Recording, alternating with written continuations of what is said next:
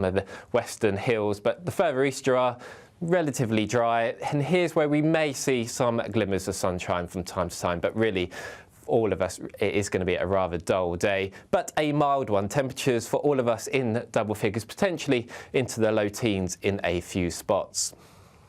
Into the evening, the wind will continue to increase across the north, and the rain also turning heavy and persistent at times. So quite a wet and windy night for some parts of Scotland. The further south you are, relatively dry, and that theme of the north-south split continues as we go into the first part of next week. But for all of us, temperatures staying in double figures. A nice bright morning will generate a lovely warm day, right through to the evening. Boxed Solar, sponsors of weather on GB News. It's the biggest, greatest Great British giveaway so far, with your chance to win a spectacular £50,000 in tax-free cash. 2025 could be amazing, with plenty of treats, holidays and fun on the horizon. How would you enjoy that cash? £50,000 will make someone our biggest ever winner. For another chance to win, text cash to 63232. One entry costs £2 plus one standard network rate message, or text bonus to 63232. 5 entries cost £5 plus one standard network rate message. Go to gbnews.com/win. Entries start from just £2. You can call 0903 681 3232. Calls cost £2 plus your network access charge, or post your name and number to GB10 PO Box 8690 Derby DE1 9TT. UK only. Entrants must be 18 or over. Lines close at 6 p.m. on the 31st of January. Please check the closing time if listening or watching on demand. Good luck.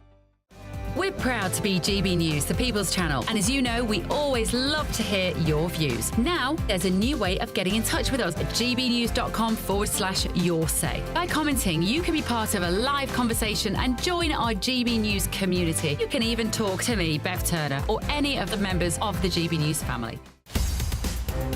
In the GB Newsroom, we bring you the news as it happens. With our team of dedicated journalists across the UK. We're ready to keep you up to date with what's happening every half an hour, every single day. Bulletins here on GB News. The People's Channel. Britain's news channel. It's Patrick Christie's Tonight, and here we do things differently. It's explaining the absolute madness of this, doesn't it? It's explosive. I mean, this is very good. It's lively. 850. Your government sat there, Sean, and it did nothing. It's controversial. And the Middle East has been in turmoil since before I was born. It's everything you need to kickstart your evening. Everyone's had their Weetabix tonight. I love to see it. That's Patrick Christie's Tonight, weeknights from 9 p.m. Only on GB News, the People's Channel, Britain's news channel. Nightmare commute. Kick it up a gear with GB News Radio. You can listen online and on DAB+ and on the GB News app. We're also on TuneIn and the Radio Player app. From the school run to rush hour, get revved up with GB News Radio. We are the People's Channel, Britain's news channel. If you want your news to be straight talking, This is the nightmare for the Conservatives again. down to earth, It's not just Nottingham where this is happening, is it? and most importantly, honest, Hard-working, middle-class taxpayers, they'll get their book thrown at them. then catch me, Martin Daubney, Monday to Friday, 3 till 6 p.m. on GB News, Britain's news channel. Hello there, I'm Eamon Holmes. Thank you for joining us on GB News, Britain's news channel.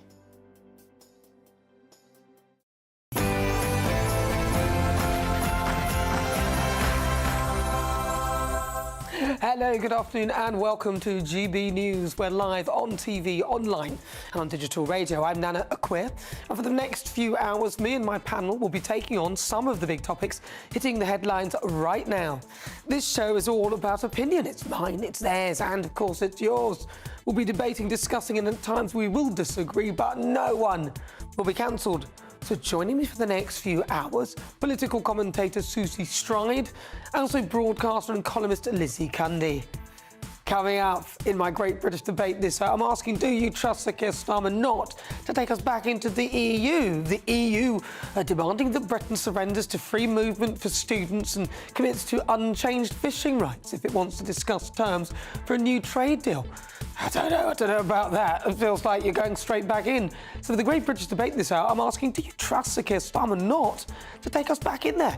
I've got a poll up on X right now asking you that question. Please cast your vote. And in my niggle, the dodgy Labour jigsaw puzzle. So my friend is blowing in the wind. The answer is blowing in the wind.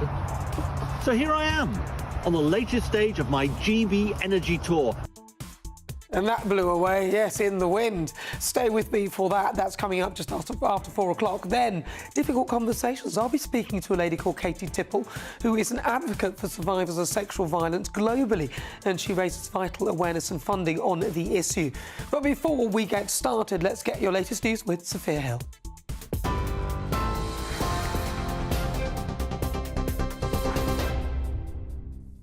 Very good afternoon. It's just gone 3 o'clock. I'm Sophia Hill with your latest headlines from the GB Newsroom. Our top story this afternoon, more than 35,000 migrants have crossed the Channel illegally in small boats so far this year. The milestone figure was reached this morning after at least 250 migrants made the illegal journey in 5 small boats. After more than a week of no small boat crossings because of the bad weather in the Channel, more than 1,150 migrants reached the UK waters in just the past 3 days. It takes the provisional number assessed by GB News to 35,130 since the beginning of the year. Now, the Home Secretary is in Italy for talks on illegal migration this weekend, as hundreds of people continue to cross the Channel in small boats. Yvette Cooper is meeting her Italian counterpart, along with the UN's Refugee Agency representative to the country, at the end of a week of diplomacy on migration. Separately, the UK and Germany set out a joint plan earlier in the week on how to tackle people smugglers, with Berlin pledging to make it a clear criminal offence to facilitate the smuggling of migrants to the UK. Now, Chinese money linked to Prince Andrew is now under investigation by MI5 as more details emerge about the embattled Duke's connection to an alleged spy. It's believed Prince Andrew invited the man in question, described as a close confidant, to Buckingham Palace, with their relationship reportedly dating back to 2012. The royal has said he ceased all contact with the businessman in question and denied discussing anything of a sensitive nature. Meanwhile, Buckingham Palace have claimed it has no power to scrutinise the Duke's finances. Home Secretary Yvette Cooper says the government will always take necessary action when it comes to the country's security. Well, our security and intelligence agencies are continually vigilant for any threat to UK national security, whether that be around foreign influence, whether it be around espionage, whether it be around any security threat. And so, of course, we won't hesitate to take action in individual cases or more widely wherever any challenge arises. Now, construction workers are 4 times more likely to die by suicide than the national average. It makes it one of the deadliest professions for mental health problems in the UK, according to a new report. Social media company On The Tools, the UK's largest community of tradespeople, has found that 73% of the country's 2.1 million construction workers have been affected by mental illness. In the last decade, 7,000 have taken their own lives, and the company is now trying to raise £2.5 million to fund counselling for workers in the industry. And some international news. South Korea's parliament has voted to impeach President Yoon Suk-yeol over his short-lived attempt to impose martial law earlier this month. Mr. Yoon's decision put the country into a constitutional crisis as soldiers clashed with protesters on the streets of the capital, Seoul. Tens of thousands of demonstrators have descended onto the streets of the city every night for the past 2 weeks, calling for Mr. Yoon's removal and arrest. The state of emergency only lasted about 6 hours as Parliament voted to block the decree. Yoon Suk-yeol has vowed today not to give up and said he would do his best until the very last minute for his country. And to end with some sport, a former Premier League footballer has been appointed president of Georgia amid heightening tensions over the country's relationships with Russia. 53-year-old Mikhail Kavalashvili was a striker for Manchester City between 1996 and 1997 and later played for several clubs in the Swiss Super League. He was elected to Parliament in 2016 and in 2022 co-founded the People's Power political movement, a splinter group of the ruling Georgian Dream Party. He has strongly anti-Western and often conspiratorial views. The four main opposition groups have rejected Kavalashvili and have boycotted Parliament, insisting that the elections held in October were rigged. Those are the latest GB News headlines for now. I'm Sophia Hill, more in half an hour, but now it's back to Nana.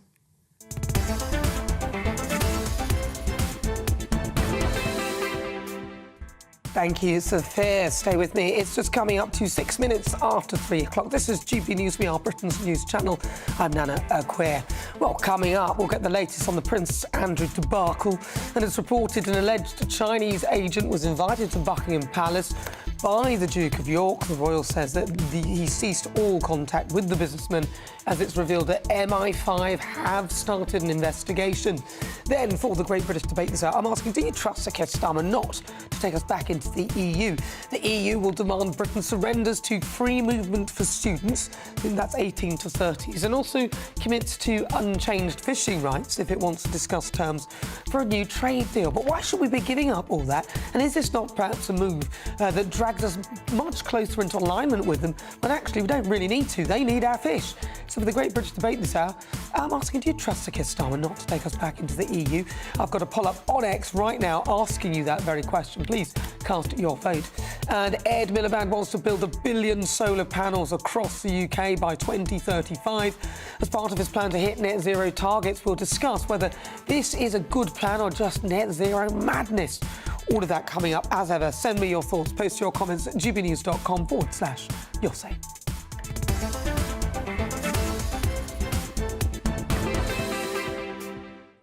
So, Chinese money linked to Prince Andrew. I mean, what a disaster. Is now under investigation by MI5 as more details emerge about the embattled Duke's connection to an alleged spy. Now, it believed that Prince Andrew invited the man in question, described as a close confidant, to Buckingham Palace, with their relationship reportedly dating back to 2012.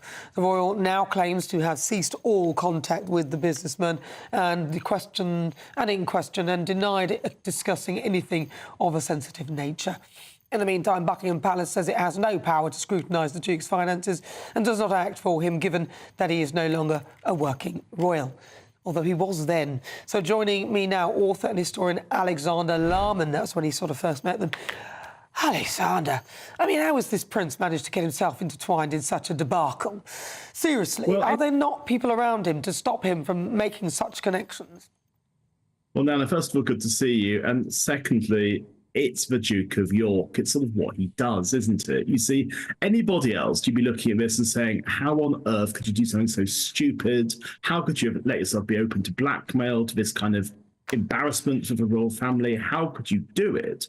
But him as just, yeah, OK, this is your thing, isn't it? This is what you've decided to do this year to humiliate your family and bring shame on your name. And you just think to yourself, perhaps what's going to happen next year? Is it going to be Russia? Is it going to be photographed of Putin? I mean, is it going to go out to North Korea? I mean, there's genuinely, at this stage, you could say anything, and I would not be surprised by it, because his lack of judgment, his lack of intelligence, his lack of anything to do with anything related to morality or any kind of integrity, it would be awful if it wasn't so funny. Well, because he's got... Well, why? Yes, I mean...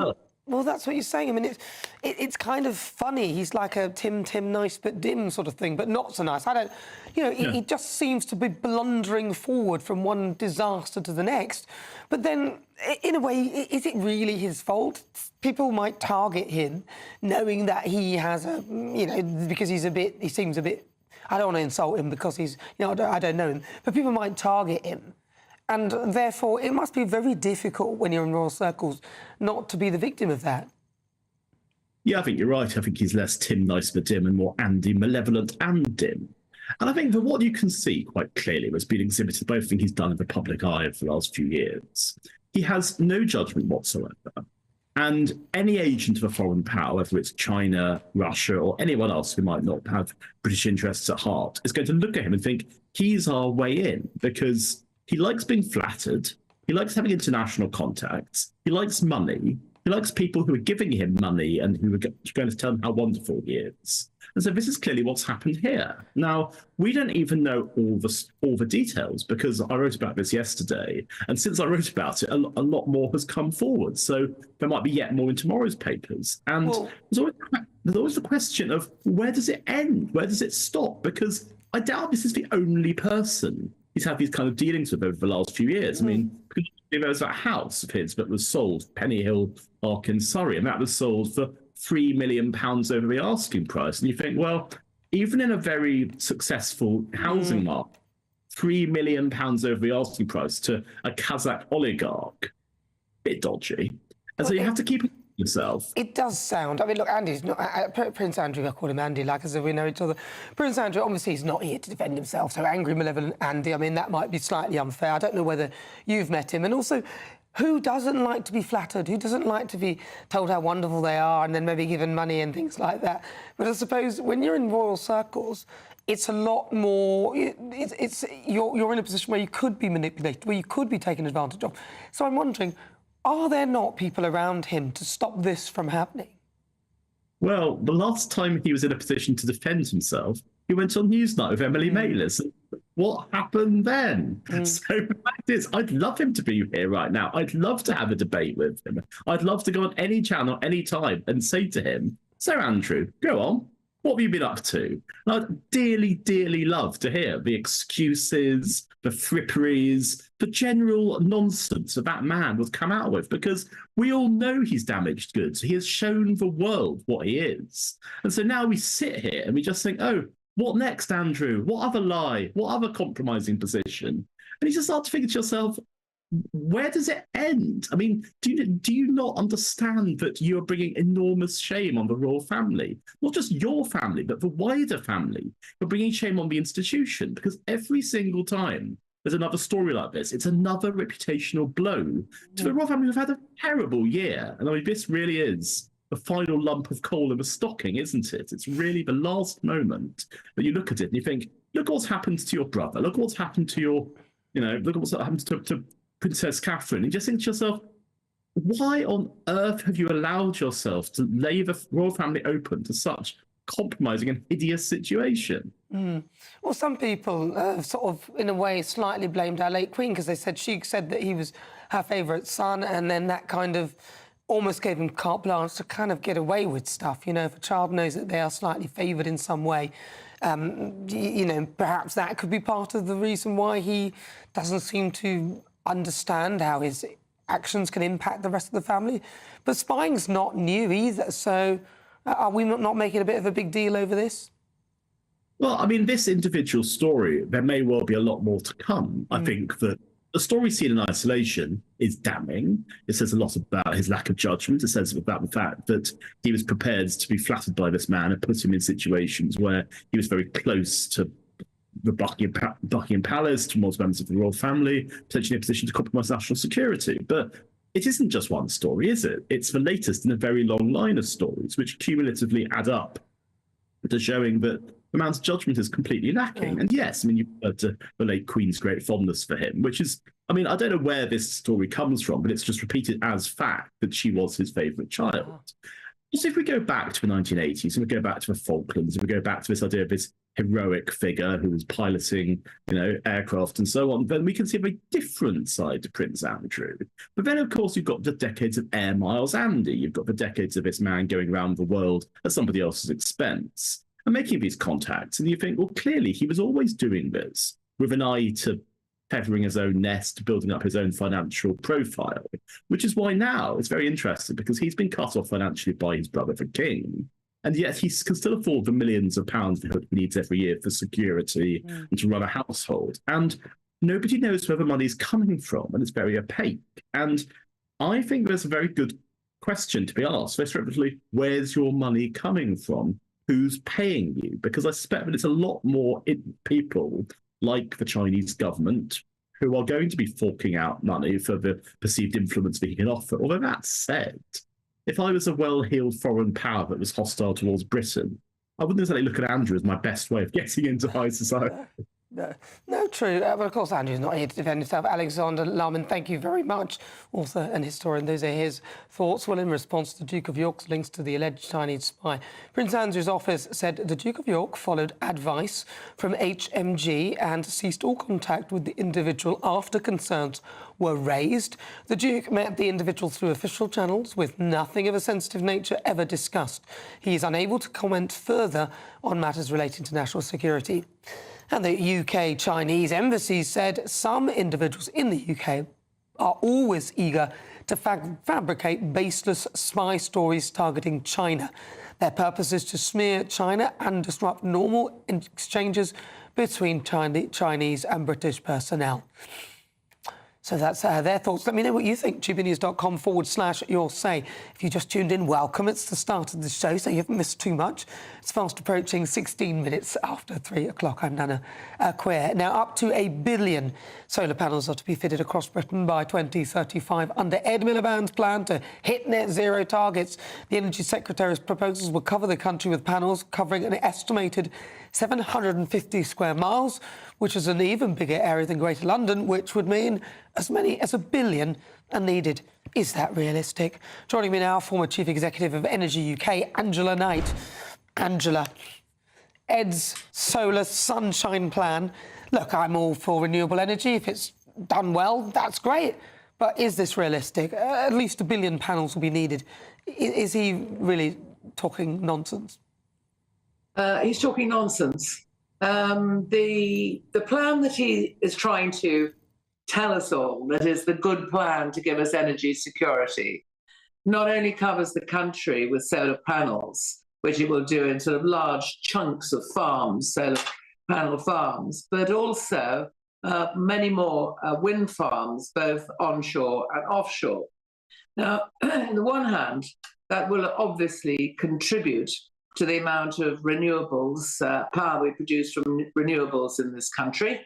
And so in one respect, that's a good thing. The cost of all this, though, is terrific, and it will be paid for by us as consumers. And the other aspect to always think about is you have to get power produced in this way to the grid, which means you've got a lot more grid to build as well, which are big cables, and they go on pylons overground. And we already see that in parts of East Anglia, there's a huge objection to this because they can see that the wind farms, the only way that the power is going to get to where it's needed, which is the cities, is by crossing their countryside. And they've said, bury it. But Ed Miliband has said, no, can't do that by 2030. So I suppose, first of all, the plan is fairly barking as he's produced it. Secondly, there seems almost no mention to the need to build steady backup. The base load of small-scale nuclear power stations gets about a couple of paragraphs mentioned down at page 72. If I look at what is happening today in terms of power being produced, and we've got a bit of sun and we've got a bit of wind, and I've got an app here which I will pull up in a second. Like everything, apps always disappear the second that you want it. But what it's doing is it was now telling me that even today, in a day when we've got some sun and we've got some wind, we still require 35% of our electricity from gas. So let's get real. How many times have I said that? Let's get real. And to try and pretend that all this is going to give people cheap electricity is simply wrong. Nobody's going to give us the money. It's going to be, we'll get investments from the private sector, but you've got to be able to pay for those investments. So we're looking at increased bills, too short a timetable, lack of attention paid to really where it needs to be, which is on baseload and backup, and complete silence yet again on what it's going to mean for the payments for the grid and how we're going to build that grid in the country. They just need to speak to you, Angela. I don't know why they haven't. He's obviously just come up with this and thinks it's a great idea. But as Angela Knight, she's an executive of Energy UK, and those are what she's saying, a former chief executive. So those are her views. I'm surprised he hasn't consulted her before he came up with this, utter lunacy. By the sounds of it, it's not going to work, is it? Doesn't sound like it's possible. But what do you think? gbnews.com/your say. You're with me. I'm Nana Akua. This is GB News. We're live on TV, online, and on digital radio. Coming up, Ed Miliband will be discussing he wants to build 1 billion solar panels across the UK by 2035 to meet some net zero targets. What do you think? Is this a good plan? That's next. In the Great British Debate, also we'll be asking, do you trust Sir Keir Starmer not to take us back into the EU? This is GB News.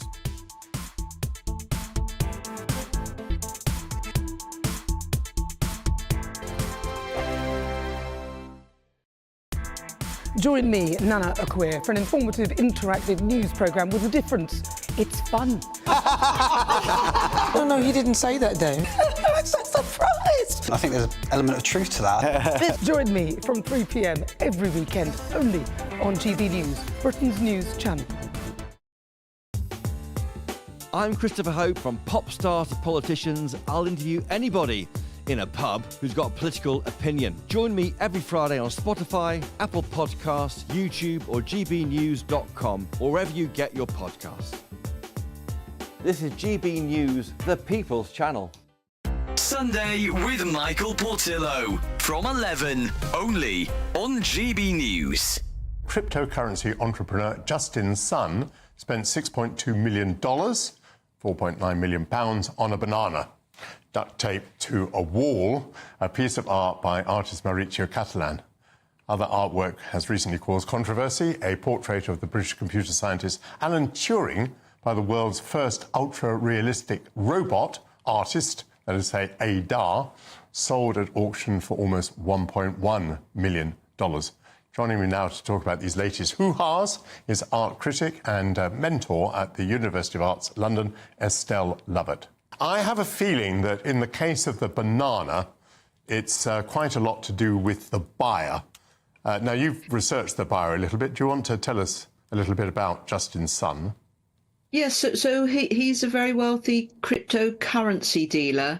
And of course, you know, everything now is AI and FTs, and it's the way that money's going, and it's very good publicity for him. So obviously, you know, he's not daft. But what makes this banana so unusual is, and it has, as you say, taken the art world by storm. It is the current spectacle, and what's amazing is that even during these very difficult times, the art market still manages to spend big on a significant fuss. Why has it created this fuss? Well, don't forget, the winning bid just happened in a matter of minutes. It took Justin Sun minutes to beat 6 other rivals, so they've all got mega bucks in their pocket. But you know, it's conceptual art at its best. GB News, the People's Channel. We're proud to be GB News, the People's Channel. And as you know, we always love to hear your views. Now, there's a new way of getting in touch with us at gbnews.com/your say. By commenting, you can be part of a live conversation and join our GB News community. You can even talk to me, Bev Turner, or any of the members of the GB News family.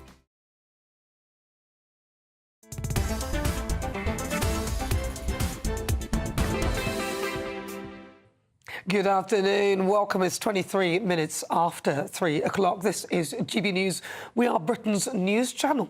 And yesterday, we were the #1 news channel, beating the BBC and Sky in average hours. So I'm very proud of us. And we do keep doing it. We've got to thank our viewers for doing that. So please keep watching. But right now, it is time. Joining me to discuss this, broadcaster and columnist Lizzie Cundy, you saw her there, and also political commentator Susie Stride. Excellent. Right, so it's time for the Great British Debate this hour, asking, should Ed Miliband carpet the UK with solar panels? But before we do that, I want to talk about Prince Andrew.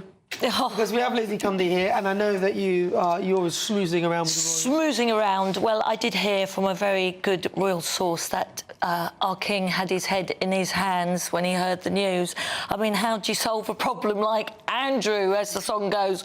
No, he's a national embarrassment to the royal family, to this country, and now he's a national security risk. It's just one thing after another, Nana, with this man. The national security risk about Harry when he did the kill count thing in Spare. Oh, exactly. You know, I think, though, Andrew doesn't listen. It's very well known he doesn't listen to those that are trying to help him, give him advice. Andrew likes to do it Andrew's way, and sadly, Andrew always does it the wrong way, as we saw with his interview with the BBC, which was an absolute disaster. And this is the problem, and it's no point saying I've ceased all contact with this alleged Chinese spy now. The horse is already bolted, Andrew. Susie Stride.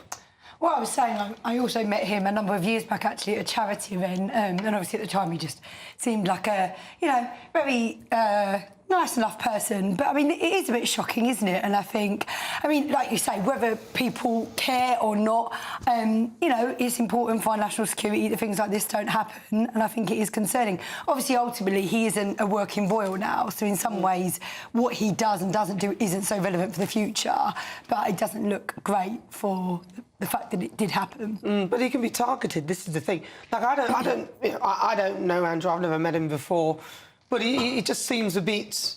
He's not. It feels like he's not fully aware of what's going on. He's bumbling into situations that not necessarily his fault. He is being directly targeted by certain powers because they want to. Yeah. Get information. But he's an easy target, but he's born into this family. He knows all the trappings, and sadly they've had it before with Sarah Ferguson, you know, with all of that which happened. And, you know, Sarah, who I know very well, is a very loyal, you know, and I think she's a great asset to Andrew. But, you know, how many times can he pick up the pieces?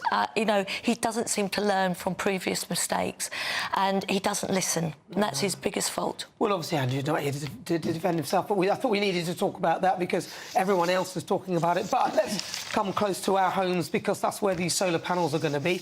Up to 1 billion solar panels will be fitted across the UK in 2035. That is under Ed Miliband's plan to hit net zero targets. The proposals will carpet the country, literally, with panels covering an estimated 750 square miles, which equates to a bigger area than Greater London. But is this the right approach, or is this yet more net zero madness? Angela Knight, I spoke to her earlier, she said it's not even possible. So for the Great British Debate this hour, I'm asking, should Ed Miliband carpet the UK with solar panels? Joining me now, broadcaster and columnist Lizzie Cundy, and also political commentator Susie Stride. Susie Stride, your friend Ed. He's a good friend. He is as well, he actually is. It's an interesting one. I think there's a big debate here to be had, which is why we're having it, between this thing about, you know, we want our air to be cleaner, we want our kids' lungs to be free of pollution, we don't want to be, you know, at the whim of Russia and these other big energy giants that have no, loyalty to this country. You know, we want to build a strong economy, and these things are important, and because they're important, we want to have our own energy resources, and actually that's the positives of green energy. However, you know, there is also this side of we do want to look after our countryside. We don't just want to build, you know, solar panels, wind turbines as well. Like, I'm a bird watcher, and they're killing off a lot of birds, and you know, and so I think there is a debate to be had here. However, I think it is important that we are moving this way, you know, and whether there's some sort of middle ground where there won't be any ground, will there? Well, I don't know. I think there will still be a lot of countryside, but I think my point is, I wonder where that space is, where it's like, okay, we're going to build this much, but we're not going to go too far. Well, if it's going to do it by 2035 or 2030 or whenever the deadline is, which isn't very far away, I'm just wondering where he's going to get the solar panels from, because I don't think that there's a factory in the UK that builds them, so I think we'll be off to China, won't we? Yeah, that is the point. We'll be off to China. There you go, Ed. I mean, what is wrong with Ed Miliband? The man's obsessed. He's obsessed with this. And, you know, do we all want this all over our lovely, fertile, green land? Do we want this? Well, I certainly don't, and I live in a rural area, and already part of our lovely, where we look over the green, is being built with solar panels. But Ed, does he not realise if there's no sun, there's no wind, there's no power? And he's building up, carpeting everywhere. I think it's not going to make any difference. As you previously was said, it's going to increase the bills. And I think Ed Miliband needs to stop playing the guitar and get some sense into that brain of his, because it's obsessive. I don't think he can play guitar. Ukulele's a lot easier. Oh, ukulele, yes. Or eat a sandwich. just with a couple of strings, you can do what you like on the ukulele. Look, come on, let's be honest, though. We do... Like, I am not somebody who's like, oh, climate change denier. I know the climate's changing. It will change. Of course, nothing stays the same. I think we do need to prepare our environment so that we can cope with all the changes, however, how we do it. But I don't believe in this counterproductiveness of this, because not only will you put the solar panels, then you've got loads of, as Angela pointed out, pylons, then you've got cables going everywhere, then you've got the wind farms. I just think there needs to be a more concentrated approach which brings everybody along with you. I mean, this isn't doing that, is it? I mean, I'm liking it also to the housing crisis. We've got a housing crisis, we've got an energy crisis. We want to build homes, want to build, 1.5 million. Hopefully we'll get there. But the point is you don't build that at the cost. You don't build it at any cost. It can't be that way. It's got to be that you build intelligently, you build in a way that is aesthetically pleasing, you build in a way that doesn't destroy our beautiful countryside, and so I think, my hope is that we are going to do this intelligently, and ultimately, like I said, it's going to create jobs, it's going to be good for the economy, it's going to mean we're not reliant... I think what you're saying is just a list of scattergun things. Susie... Going to create jobs where? In China. We're not making the solar panels, Susie. We're not making the wind stuff. We're not doing the wind turbines. There are parts of those wind turbines we 100% do. We should be making the whole thing. Well, I agree with you. But even under the Tories, we were making wind turbines. Susie, talking about the Tories now. This is going to ruin our beautiful English countryside. My friend who comes in from the States, as she flies in, she says the view over. I know I've reached your beautiful country. I'm sorry, Angela Rayner, another one who is obsessed, is going to build 1.5, billion. It's never going to happen, million homes. I'm sorry, even if she, built a home every 2 minutes, it's not going to make a difference. OK. Well, listen, what do you think at home? gbnews.com/, you're saying... I mean, I don't personally object to solar panels and using renewable energy and all the things around us to make our planet better and to improve our own circumstance. But I'm not sure that the plans, I think some of them are counterproductive, and that is the problem. And a lot of people won't want to go along with that because we're clever people. Right, 32 minutes after 3 o'clock, this is GB News. We're live on TV, online and on digital radio. Coming up in the Great British Debate this hour, I'm asking, do you trust Sir Keir Starmer not to take us back into the EU? But first, here's your latest news headlines with Sophia Hill.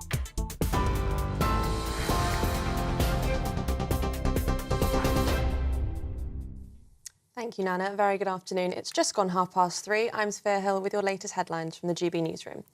Our top story, more than 35,000 migrants have crossed the Channel illegally in small boats so far this year.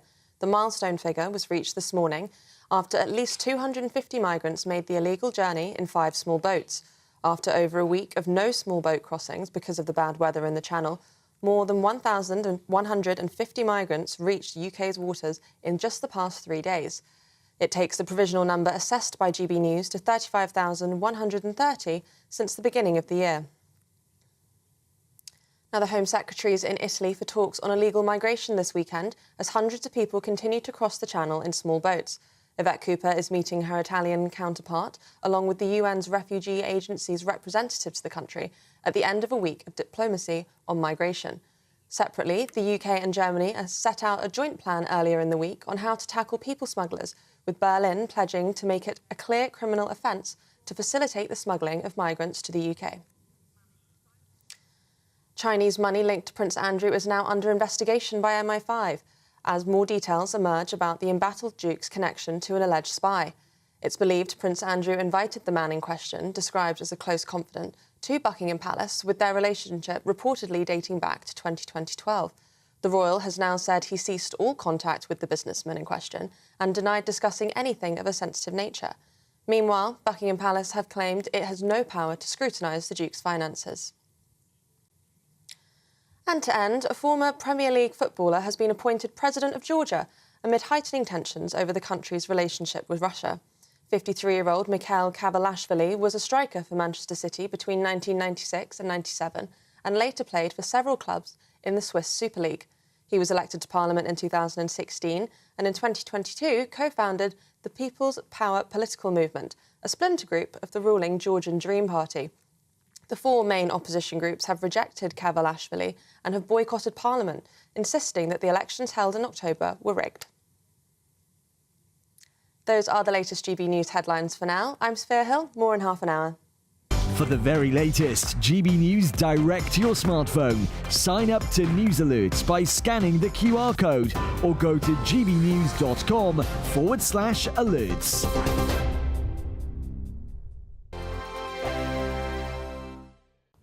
Hello there, welcome to your latest GB News weather forecast on the Met Office. Well, looking ahead, unfortunately, it's going to be a rather grey few days ahead after some brightness today. Wettest of the weather always up across the north, and that's because we'll see further weather systems just move across the north at times. Further south, always going to be more under the influence of this area of high pressure, keeping things a little bit more settled here.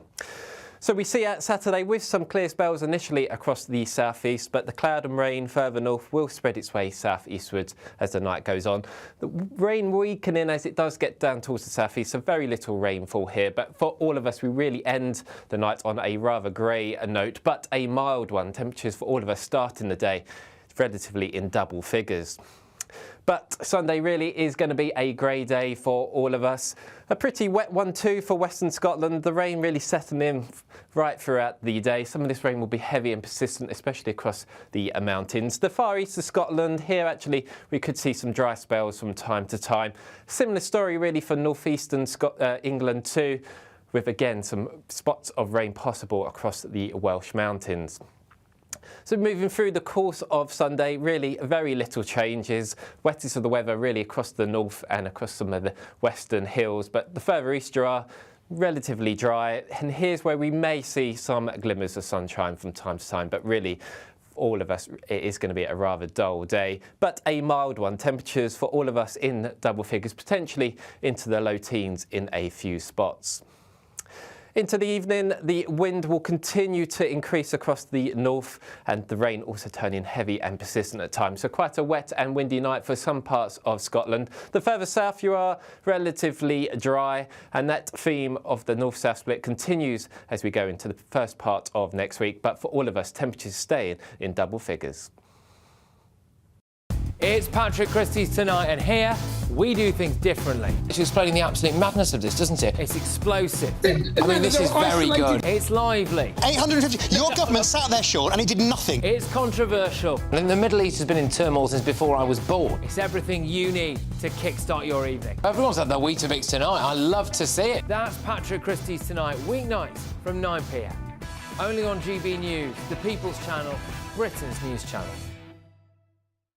Hi there, I'm Michelle Dewberry, and I'm going to take a second to tell you all about my show, Dubes & Co. We start off with the issues of the day. We then bring in both sides of the arguments. We get rid of the disrespect. And then you throw me into the mix. And trust me, I'll tell it exactly how it is. And then, of course, the magic ingredient, you at home. We mix it all together, and what have we got? In my opinion, the best debate show in town. Monday to Friday, 6 till 7 on GB News, Britain's news channel.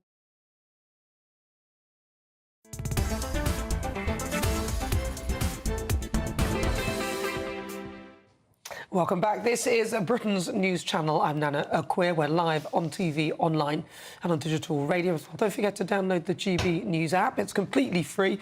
You can see all the programmes on the channel and watch them at your leisure. But now it's time for the Great British Debate this hour. And I'm asking, do you trust Sir Keir Starmer not to take us back into the EU? In leaked documents, the trading bloc has set a price for reopening negotiations over our trade deal, which includes Britain surrendering to free movement for students and also committing to unchained fishing rights for its trawlers. Now, the fishing rights would change in 2026. The Prime Minister has been discussing a reset in relations between Britain and Brussels since he came into power in July. But will he agree to this or go even further and drag us back to Brussels for good? So what do you think? Do you trust them? That's what I'm asking. Let me know. gbnews.com/your say. Joining me to discuss, broadcaster and columnist Lizzie Cundy, and also political commentator Susie Stride. Lizzie Cundy, can we trust him? I mean, look, he's talking about free movement of people for young people. which I don't necessarily disagree with, but you don't have to do it as a thing. It shouldn't be a deal. And also going back, allowing them to fish wherever they like. No, I don't trust him, Nana. I don't trust him one bit. And as my mum used to say when I used to go out with a boy, look at the track record. And I'm looking at his track record, which has been full of lies. Let's just go back to 2023 when he was at the NFU conference for the farmers, saying that he would support them and be there for them, and blaming the Tories for not planning and all this. And then look what he's done with the inheritance tax. But he might not. I mean, he might say that he is actually supporting them in what he's doing. Well, you saw them protesting. Do you really think that? I certainly don't. I know farmers who are in tears about what's happening to their livelihoods. Will be ruined. He probably wouldn't call that a lie, though, would he? He'd probably just say that that is how he's supporting them. Well, that is not clear about how he was going to do it. I don't know one farmer that thinks he's supporting them. And now we look at their national insurance changes. They said, you know, Rachel Reeves said she wouldn't do. She said it, and we heard her say it. And now they've done it. Well, and that's affecting... But again, they're arguing that those aren't working people. They're not raising taxes on working people. The national insurance is on the employer, not the employee. No, I think we all know that that was very carefully said and cleverly by them saying working people. We're all working people, I'm sorry. Even the pensioners are working people. They've worked, and look what they've done to the pensioners. There's another one. So they're freezing this winter, and I think it's absolutely disgraceful what they're doing, and they're going back on every word. So, in your question, no, I don't trust him, Nana, one bit. Well, if we were to get closer ties to the EU, what sacrifice would you be prepared to make? Well, look, the first thing I want to say is, and I think this is really important to know, we're never going back. You know, the British people voted for Brexit, and, you know, we're not going back. That's, you know, so sometimes I think there's an element of fear around it that I don't think needs to be there, because we're not going back. Well, you might not be going back, but free movement of people was one of the things that people did not like about it, which is why... So that would be a backward step. And then allowing them to use our fishing waters, so after 2026, to give them carte blanche like they had before and when we were in the EU, that is going back. Yeah, so I think what we're seeing now is the fact that we want to, you know, build that stronger relationship with the EU, which ultimately, look, if we want to, you know, look after our interests, if we want to look after trade, and if we want to look after our economy, and if we want to look after UK businesses, like, I'm going to be honest with you, like, genuinely, just to say, on the EU, it didn't affect my life at all. The main people that have moaned to me about since we've left the EU have been small business people. Literally, I was in Harlow the other day, and literally this small business guy was saying to me, it has destroyed aspects of his business. Now, literally, I'm not a small business person, but I think there is something to say that it has hit some people. So, but leaving it to one side... Look, it would do, but the EU is a shrinking market. That's the first thing. OK? And some small businesses are really glad now for the opportunity to be able to trade wider. And some might say that actually the prospect of only trading or closing yourself off to an ethnically white bloc, which is nothing wrong with that, but it is ethnically white, by not being associated with it in the way we were, we're now open to the rest of the world, and everyone's on an even playing field. Why would that be a bad thing? I mean, look, all I can say is, I mean, I'm not a small business owner. All I'm saying is it's just very interesting when it comes to this debate. I'm a big believer that you've got to respect democracy. Ultimately, that vote happened. We know it happened. You know, you can't now go back on that. You have to say, well, actually, this is where the British people are. All I'm saying is it's fascinating, because the main opposition I've heard since we've left the EU is from small business leaders. It's not from anyone else. You know, it's not, you know, other people saying, oh, you know, I really wish we'd go back. It's actually from small business leaders. But what about the farmers, though? Not the farmers, sorry. Let's talk about the fishermen, because we're talking about... Well, what about them? Because surely we should be supporting them, and we should not be opening our waters again to the EU. Is that right? Yeah, well, I think there's also an argument for sustainability and sustainable fishing, you know, and actually the Labour Party are saying that, and Keir Starmer has said, you know, we're not going to be taking any any changes to policy on the EU that is going to be detrimental to us. And, you know, Rachel Reeves again said this week, you know, we're not going to be rejoining the single market, you know, none of these big things. Oh, please, Rachel Reeves said a lot of things. Do you trust her after she made the comments with regard to national insurance, saying it would damage growth, and she's done exactly what she said? Yeah, I mean, look, I know Rachel on a personal level, know her very well, known her for years, and I completely do trust her, yes. You trust Rachel Reeves? Yeah, she's shrinking our economy. I trust her and I trust Keir Starmer, and I think they will be making decisions around the EU for what is going to be best for British businesses. I totally disagree with you, and every small business I speak to, and I have friends that I spoke to at a hair salon, are really struggling with these national insurance changes. This government is ruining this economy and it's shrinking by the minute. All right. Well, listen, what do you think? GBNews.com/your say. Coming up, we're going to continue the discussion with Ed Miliband and his plan to carpet the country with 1 billion solar panels. Do not go anywhere. I'm Jacob Rees-Mogg and this is GB News, Britain's news channel. Lee Anderson's Real World, Fridays from 7 p.m. So, how did you get into radio initially? It's the old thing. You do discos. Yeah. Back in the days when you used to put needles on. What sort of year we're talking about? Oh, it was black and white. Okay. That's the closest you're going to get. Beatles, Rolling Stones? Yeah. Sort of later than... Yeah, sort of a bit later than that, doing discos. But then you sort of do a tape. I did a tape for BBC Radio Manchester, the local BBC station. And just one off, got a copy of that, edit. Yeah. Naively thought, everybody's going to send a tape to Piccadilly, which was the Manchester station, which was 73. And instead of that, a couple of years later, I sent a tape to Radio City in Liverpool, not thinking that everybody in Liverpool's going to be sending a tape there. And just a guy just went, I'm too good for this, doing the overnights, walked out, and my tape was on the top of the pile. And I got a phone call on a Thursday night, Thursday, the 12th of February, 76.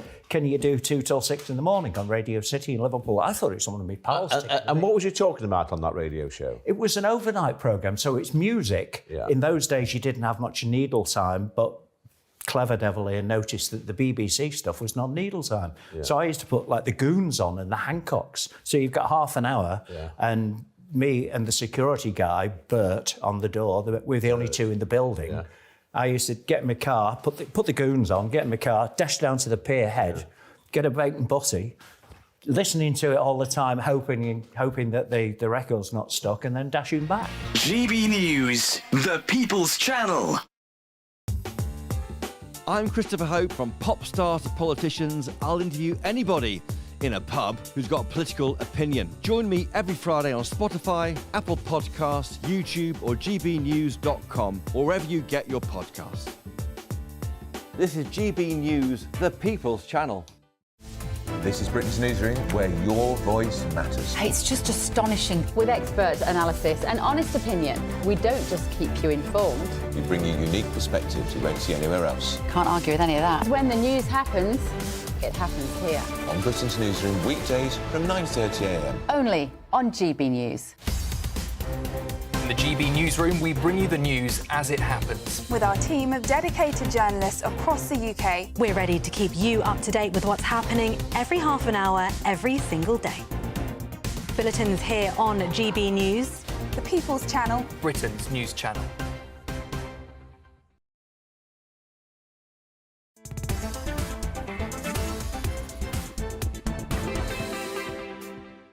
Welcome. 47 minutes after 3 o'clock. If you've just tuned in, you're in good company. Because up to 1 billion solar panels are to be fitted across Britain by 2035. That's under Ed Miliband's plan to hit net zero targets. The Energy Secretary's proposals will cover the country with panels, with an estimated 750 square miles of them, bigger than Greater London, which would mean as many as 1 billion are needed.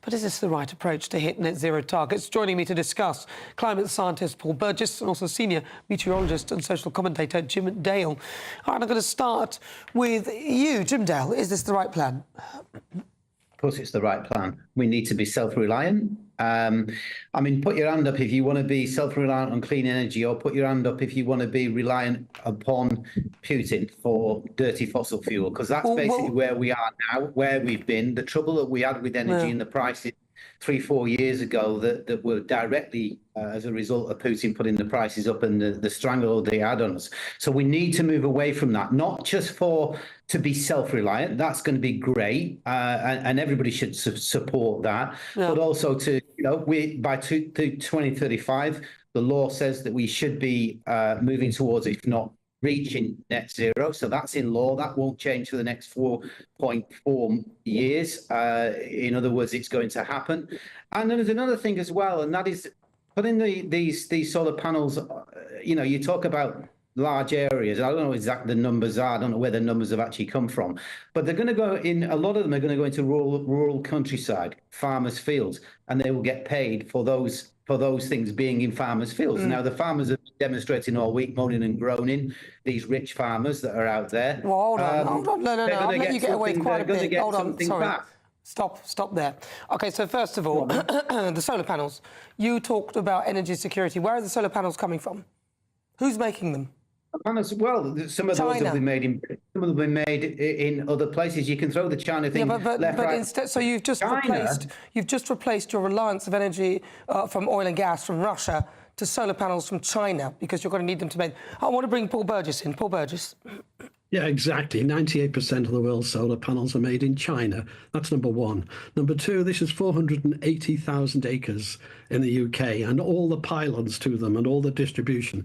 And I don't know whether your producer can show the graph I've given you yesterday's energy demand, because that says it all. Yesterday, less than 1% was from solar. Under 1%. Now, what they're planning to do by 2035 under this bonkers scheme is increase that 466%, right? Or just over 4.5 times. If you increase it 4.5 times, you're still under 1%. And what did it come from yesterday? Gas. And even Nesso, Ed Miliband's little quango that organises all this, stated that in the 2030s, we'll still be reliant on keeping our existing gas supplies unabated, without any burial of CO2 for those, because they're the only backup. There are no other backups other than gas. This is just building a complete system alongside our existing gas system. It's as simple as that, and it's a total waste of money on every level. But surely some solar panels will be useful. Like, we could have some solar farms somewhere. I mean, I'm in agreement that we should have a level of renewable energy, because we should use what the planet offers us for free. But no, but it isn't free. It isn't free. It's anything as in it comes from the sky, and and the sun comes from the sky. So that energy, ultimately, we are not generating that. Well, we're still defend Putin until the cows come home. It's as simple as that. Sorry, one of you. Okay, I'll go to Tim Dale. Yeah, Paul will defend Putin and his ways to left, right, and centre, because that's basically what this is about. That's how he does it. He's in favour of keeping fossil fuels as they are. You basically said you would like some. I would like a lot more. Obviously, Miliband would like a lot more, because of the fact that self-reliance, clean energy, free energy. Once you've got the infrastructure, you've got to pay for the infrastructure, whatever you're doing, whether it's oil, gas, or whatever. And Paul talks about as if this is tomorrow. It's not. It's 2035. So there's another 11 years of evolution and revolution to get there, in terms of the mechanisms that he's going to employ, this government is going to employ. And like it or not, Paul, it will happen, because you're out of government. Paul Burgess. It won't happen, because there'll be sensible government getting in place sometime in the way of that. I think in Wales in the next 2 years there's a chance of changing everything in Wales, actually, with reform, because they're really coming up in Wales, for example. Let me finish, because I stay quiet for you. Now, it is simply not free electricity. It's being built alongside an existing system. It's the most expensive electricity you can get. It is and why are the prices rising all the time? I mean, we've had two recent increases in energy prices. They're rising. This is 1984. Do not believe the evidence of your eyes and ears. Just believe this left-wing socialist nonsense. Listen, I'm so against Putin and all that, but we don't take the energy from that. Sure. But the world is changing. No, the world has turned. Argentina's now gone against it. America's going to go against it. Russia's already against it. China's against it. Indonesia. Let's give Jim Dale. Jim Dale, you've got about 20 seconds, Jim. Yeah. Paul's flying his reform colours like there's no tomorrow. The climate deniers of this. Hold on. That's not fair. He's not mentioned that's anything exactly about where reform. he is, and that's exactly where they are. Which is He's not said anything about reform. That's why Paul subscribes to it. Let Jim finish. He's got about 5 seconds. The elephant in the room is climate change itself, which is the biggest reason that we have to do this. All right, Paul Burgess, final word to you. 10 seconds, Paul Burgess. Paul. This is just left-wing nonsense. It came out of Jim then with all this, Putin stuff. I'm totally against all that. We don't take our gas from that. I'll tell you where our gas is going to be coming from. It's coming from there now. It's coming from America, and that's going to flow big time. And last time that happened, the prices dropped like a lot. All right, Paul Burgess, Jim Dale, thank you very much. Always good to talk to you. That's their thoughts. What are yours? Next, my niggle on the dodgy Labour jigsaw. But now, let's get an update with your weather.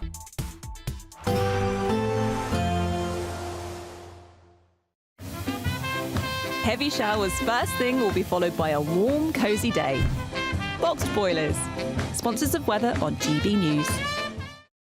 Hello there, welcome to your latest GB News weather forecast from the Met Office. Well, looking ahead, unfortunately, it's going to be a rather grey few days ahead after some brightness today. Wettest of the weather always up across the north, and that's because we'll see further weather systems just move across the north at times. Further south, always going to be more under the influence of this area of high pressure, keeping things a little bit more settled here. So we see out Saturday with some clear spells initially across the southeast, but the cloud and rain further north will spread its way southeastwards as the night goes on. The rain weakening as it does get down towards the southeast, so very little rainfall here. But for all of us, we really end the night on a rather grey note, but a mild one. Temperatures for all of us starting the day relatively in double figures. But Sunday really is going to be a grey day for all of us. A pretty wet one too for Western Scotland. The rain really setting in right throughout the day. Some of this rain will be heavy and persistent, especially across the mountains. The far east of Scotland, here actually we could see some dry spells from time to time. Similar story really for northeastern England too, with again some spots of rain possible across the Welsh mountains. So moving through the course of Sunday, really very little changes. Wettest of the weather really across the north and across some of the western hills, but the further east you are, relatively dry. And here's where we may see some glimmers of sunshine from time to time, but really all of us, it is going to be a rather dull day, but a mild one. Temperatures for all of us in double figures, potentially into the low teens in a few spots.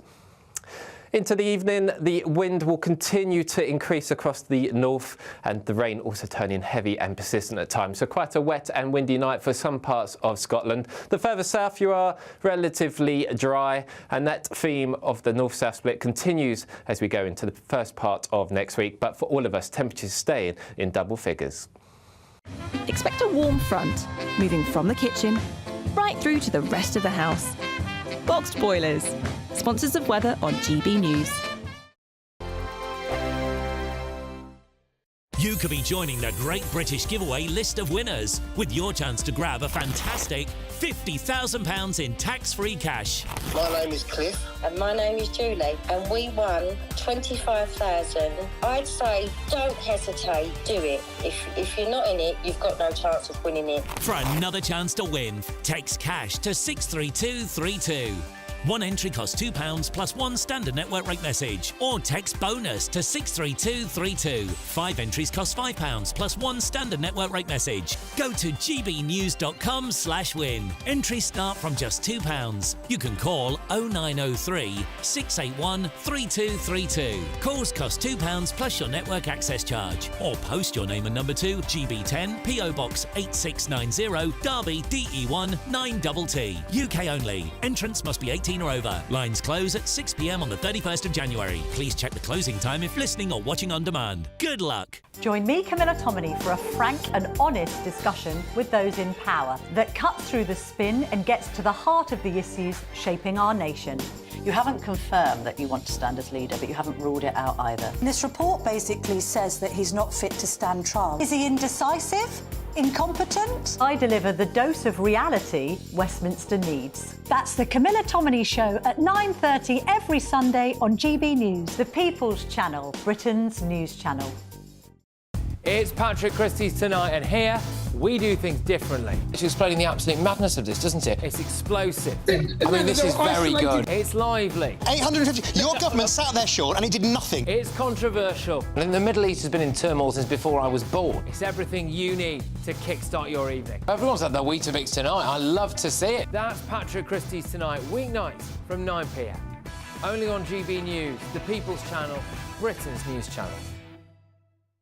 Good Afternoon Britain isn't just about us. The wonderful thing about this programme is it's about everyone watching. It's an interactive programme. Well, there absolutely is something to see here, and we're going to be talking about it more. Whether it's breaking royal news, Will, please bring us up to date, or indeed a particularly punchy speech in the House of Commons. Very, very curious. We bring it to you live, and then we bring you live reaction as well. That's Good Afternoon Britain, weekdays from midday. Only on GB News, the People's Channel, Britain's news channel.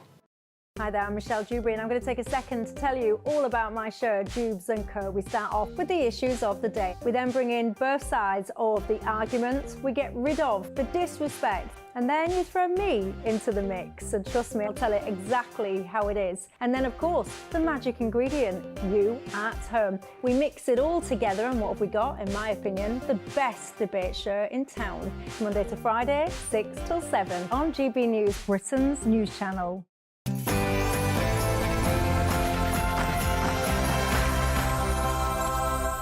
Hello, good afternoon and welcome to GB News. We are Britain's news channel. We're live on TV, online and on digital radio. I'm Nana Akua, and for the next few hours, me and my panel will be taking on some of the big topics hitting the headlines right now. This show is all about opinion. It's mine, it's theirs, and of course it's yours. We'll be debating, discussing, and at times we will disagree, but no one will be cancelled. So joining me for the next few hours, political commentator Susie Stride, and also broadcaster and columnist Lizzie Cundy. Coming up in the Great British Debate this hour, I've been asking, do you trust Sir Keir Starmer to take us back into the UK, not to take us back in? Well, the EU will demand Britain surrenders to free movement for students and commits to unchanged fishing rights if it wants to discuss terms for a new trade deal. So I'm asking you that online. Go to X. I've got a poll up right now. Cast your vote. Coming up, my niggle, the dodgy Labour jigsaw puzzle. So my friend is blowing in the wind. The answer is blowing in the wind. So here I am on the latest stage of my GB Energy Tour. Was that a ukulele or a guitar? Then, coming up in Difficult Conversations, probably a ukulele. Guitar's a lot harder to play. In Difficult Conversations, I'll be speaking to Katie Tipple, and she's an advocate for survivors of sexual violence globally. She'll be talking about raising vital awareness and funding for the issue. But before we get started, I want to ask you this question. Would you charge your family for Christmas dinner? Let's get your latest news with Sophia Hill.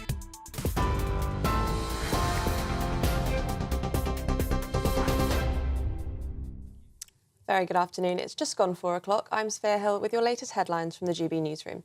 Our top story, more than 35,000 migrants have crossed the Channel illegally in small boats so far this year. The milestone figure was reached this morning after at least 250 migrants made the illegal journey in 5 small boats. After over a week of no small boat crossings because of the bad weather in the Channel, more than 1,150 migrants reached UK waters in just the past 3 days. This takes the provisional number assessed by GB News to 35,130 since the beginning of the year. And the Home Secretary is in Italy for talks on illegal migration this weekend as hundreds of people continue to cross the Channel in small boats. Yvette Cooper is meeting her Italian counterpart, along with the UN's Refugee Agency representative to the country, at the end of a week of diplomacy on migration. Separately, the UK and Germany set out a joint plan earlier in the week on how to tackle people smugglers, with Berlin pledging to make it a clear criminal offence to facilitate the smuggling of migrants to the UK. Chinese money linked to Prince Andrew is now under investigation by MI5 as more details emerge about the embattled Duke's connection to an alleged spy. It's believed Prince Andrew invited the man in question, described as a close confidant, to Buckingham Palace, with their relationship reportedly dating back to 2012. The royal has now said he ceased all contact with the businessman in question and denied discussing anything of a sensitive nature. Meanwhile, Buckingham Palace have claimed it has no power to scrutinise the Duke's finances. Home Secretary Yvette Cooper says the government always takes necessary action when it comes to the country's security. Well, our security and intelligence agencies are continually vigilant for any threat to UK national security, whether that be around foreign influence, whether it be around espionage, whether it be around any security threat. And so, of course, we won't hesitate to take action in individual cases or more widely wherever any challenge arises. Now, construction workers are 4 times more likely to die by suicide than the average national. It makes this one of the deadliest professions for mental health problems in the UK, according to a new report. Social media company On The Tools, the UK's largest community of tradespeople, has found that 73% of the country's 2.1 million construction workers have been affected by mental illness. In the last decade, 7,000 have taken their own lives. The company is trying to raise £2.5 million to fund counselling for workers in the industry. Some international news. South Korea's parliament has voted to impeach President Yoon Suk-yeol over his short-lived attempt to impose martial law earlier this month.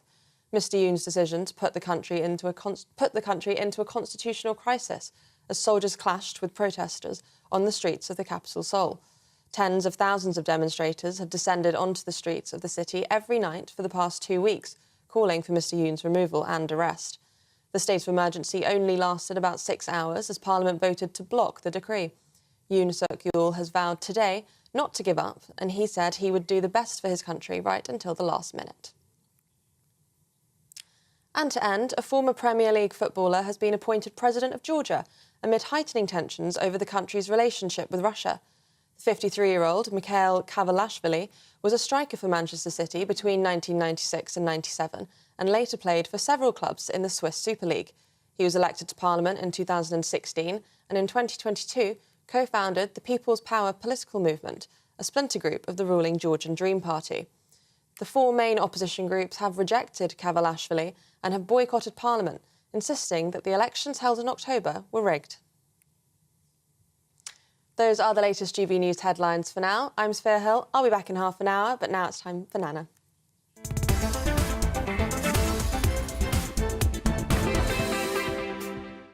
Thank you, Sophia. Right, it's just coming up to 6 minutes after 4 o'clock. I'm Nana Akua. This is GB News. Don't forget as well, you can stream the show live on YouTube. The dodgy Labour jigsaw puzzle. A week after Labour's Great Reset, it's just solidified their bad plans in stone. Here's Angela Rayner's car crash interview where she appears to be exposing her lack of understanding of the law of supply and demand. Are you content that more than 5 out of 7 new homes will go to immigrants? Well, that's not the truth, and that's not the case. That's what will happen? Well, that's not the reality, because where the 2.5 million immigrants that are in Rachel Reeves' budget figures going to turn out? Where are they going to live? Well, there's plenty of housing in the UK, but the houses, especially social hang on. You can't, on the one hand, say we've got to build this 1.5 million houses and then say there's plenty of housing already. There is plenty of housing, Trevor, already, but there's not enough for the people that desperately need it. So what's the point of building new houses if you haven't tackled immigration? The other day, over 600 people arrived on small boats. I mean, where are they going to live? And on energy, here's Ed Miliband with another car crash performance. Answer, my friend, is blowing in the wind. The answer is blowing in the wind. So here I am, on the latest stage of my GB Energy Tour. Not that one. Here he is on LBC yesterday. £43,000 has gone to the Net Zero Department, DESNZ. What's it paid for, Mr Miliband? Oh, I have no idea, Nick. So you've been in receipt of £43,000 of £130,000. Honestly, come on, honestly, you know, look, I'm worrying about the nation's energy system. I'm trying to get the nation's energy system right. I don't know. You're not aware of this refurbishment? No, I'm not. Have you got a new chair? There's nothing funny about that. Well, and on the economy, the lady's not for turning Rachel Reeves' recession-inducing budget. Here she is defending her record by blaming the Tories. It's not possible to turn around more than a decade of poor economic growth and stagnant living standards in just a few months. The economy is shrinking, big business is running scared, And Kemi Badenoch said that the Labour budget is crashing the economy. I'm inclined to agree with her. I don't know about you, but I'm really concerned that the Labour Party don't know what they're doing.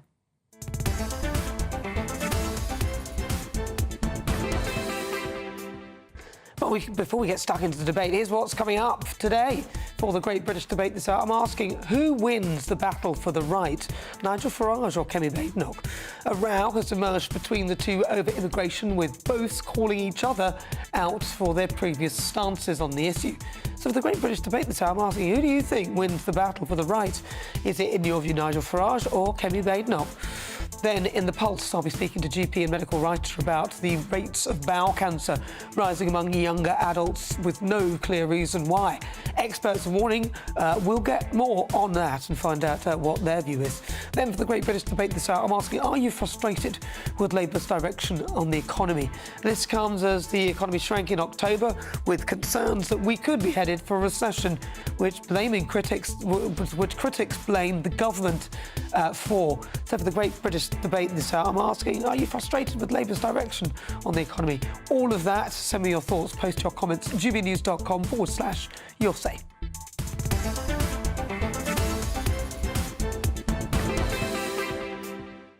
So joining me, Labour activist and writer Aisha Ali Khan.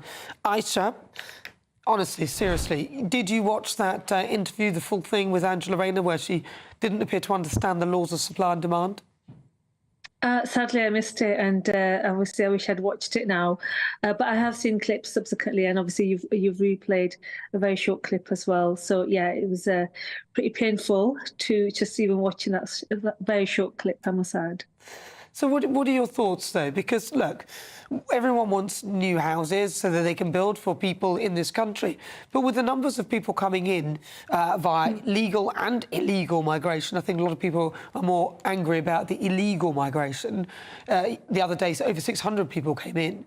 It's 1.5 million homes is just a drop in the ocean. It won't do anything at all. Well, Nana, look, we have been talking about the lack of housing for decades. This is not just a problem that just came up yesterday. We've been talking about this, and we've been talking about just the local authorities, just obviously the issues around planning. There have been so many obstacles that have been in place to stop people from building. And if you think about the 2008 recession and the recovery that took as well, we've just always been on the back foot in this country when it comes to housing. And obviously, once Labour have obviously been in office now for, 5 months now, we realised that one of the biggest obstacles to greenlighting new homes was obviously the planning process, also the cost of making new houses, the actual materials that builders use, all that has gone up. And even the housing market in itself, the prices have gone up and up and up. And we've always spoken about this potential crash just around the corner. That just doesn't seem to be happening. People are desperate to buy, they're desperate to move. People have been saving to get onto the housing ladder. And obviously, we're an island. Obviously, we've got issues around the land, the supply and demand phrase, just to borrow your phrase, actually. So we're always going to have an issue with the number of housings available for local people, for British people, and then obviously people that are coming to this country. Now, can I just say, I've worked with local housing associations over the last decade or so, and I know how hard it is. And for people who are not aware, there are two types of social housing. One is housing stock that is owned directly by the local council, and the other is owned by housing associations that then go through, and each criteria, each organisation type, they have separate criteria for the people that they then allow to rent from them. And we cannot, obviously, local governments have no idea, no say over what housing associations do, because they're run as businesses, as profit-making businesses that they then reinvest those profits back into building, acquiring more land and building more houses. So can I just say, the housing stock that we had, a lot of it was sold off, the right to buy and so on, which is always, in my opinion, has always been a positive thing, allowing people to own their own properties and so on. But no new social housing was ever built, which always then meant there was always going to be a shortage for people who genuinely needed housing. So now we come to the current situation. We have people coming here you know, once you come here as an illegal immigrant and try to claim asylum, there is no way you have access to that, to any kind of social housing. You're not allowed to rent, you're not allowed to use any social funds until you have been assessed and your application has been accepted, and then you have been granted refugee status. So this idea that people are coming, literally they're going to get off the boat and they're going to get keys to a brand new house, that could have gone to a British family. That is not true, Nana, at all. Hold on. You've actually just said, but you just said that once your application, you get Which settled could take status. years. That could take years. It's a massive You just said that backlog. once you get settled status, that you can then at that point you can apply for housing. Well, that's the problem, isn't it? That people are coming in, and the percentage of people who are accepted through asylum, well, I think it's almost 100%, literally. So. It is a problem, and if you don't tackle only that... those whose claims are genuine. Only those whose claims are sorry, genuine. let me just quickly finish. If you don't tackle that, then you can never build houses fast enough. It doesn't matter how you think you're going to do it. If you cannot tackle people coming into this country on such a large scale, there will never be enough houses, and that's got nothing to do with anything. It's the law of supply and demand, which Angela Rayner didn't understand. Well, there's two things, actually. First of all, the housing stock that we have that's just empty, basically. I can name 2 houses on 2 streets just from where I live that have been empty for literally over 10 years. Both of those houses, one has been boarded up and another one was basically people had been growing cannabis in there. So there are housing stock available that needs to be brought back into use. This is housing stock people have inherited or people have gone into care, and it's empty. So this is something that's an issue not just in the north. This is more of an issue down south as well, in Birmingham and in London. Listen, nobody's saying that. I'm just saying though, Aisha, I think this is missing the point. I think this is missing the point. No, Aisha, I'm just going to quickly get there, because I think this is missing the point. We know there are empty houses. We accept that. But even if you fill the empty houses, if you keep having loads and loads of people flooding your country, you will still never have enough houses. That's what I'm saying. That's the problem. First of all, look, people that are coming here, they have to meet such stringent criteria. You cannot just come here and get asylum granted and then therefore you're a refugee and you can stay. Well, I think you can. It takes a long time, and while you're being assessed, you're literally living off something like £10 a week. You are literally you're living in squalid conditions. It's actually pretty horrendous. And so many people that are coming here, and obviously once their claim is failed, they are deported. And I have been on flights to the Middle East, by the way, where we have had literally people sitting on the ground with chains on because they've been deported back to their home countries. It's pretty horrific, actually. So what about the people in this country who haven't got houses to live in, who've paid into the system, and the pensioners who have their fuel allowance taken away? I mean, I do feel sympathy for all people if they're in a situation, but the duty of government has to be for the people, first and foremost, those who are in this country and those who live here, who are here, not, this is the problem. We need to look after our own citizens first. Absolutely, and I'm not sitting here saying that we should ignore our own citizens and concentrate just solely on people that are coming here for asylum. I think everybody deserves to have warm housing, proper housing, not housing that has mold in, not housing that has windows broken and horrible living conditions. We all deserve warmth, especially in a country like ours where it rains and it's so cold. And even now, I look at people outside on the street that are homeless and I feel so terrible for them because they deserve housing as well. We have huge issues amongst our own nation, our own communities, and this is a job for local government, national government. We all need to come together and find solutions. And yes, housing, creating more housing stock is one of those. We also need to tackle mental health. We also need to tackle lack of funding for youth initiatives. We need to tackle getting more people into work and ensuring that they stay into work as well. A lot of things have been taken out. A lot of money has been taken out of circulation. A lot of young people have been abandoned, that they then fail to secure housing for themselves when they get that little bit older. So this is actually an issue that we've been dealing with, and the previous government was just either ignoring the issue or putting a plaster on, and it wasn't being resolved properly. So I'm hoping, I have faith in the current government that we are going to start tackling these issues properly and hopefully help everybody. Well, I hear all that, but I actually think this is a job for Border Force, actually, because if we didn't have such high levels of immigration, both legal and illegal, we would definitely have more homes for the people who are already here. And I think it is really important that the government get a handle on that. Otherwise, there is no amount of houses that they can build that will house people if they don't get a handle on that. Aisha Ali Khan, thank you very much. Really good to talk to you. She's a Labour activist and a writer. 18 minutes after 4 o'clock. Welcome. This is GB News. We're live on TV, online, on digital radio. I'm Nana Akua. Coming up, the Great British Debate this hour, and I'm asking who wins the battle for the right? Is it Nigel Farage or Kemi Badenoch? Nightmare commute. Kick it up a gear with GB News Radio. You can listen online and on DAB+ and on the GB News app. We're also on TuneIn and the Radio Player apps. From the school run to rush hour, get revved up with GB News Radio. We are the People's Channel, Britain's news channel. Sunday with Michael Portillo from 11, only on GB News. My next guest knew George Carman rather intimately. Indeed, he immediately asked her for her hand in marriage when they first met. Karen Phillips knew Carman from 1986 and was a close friend until his death in 2001.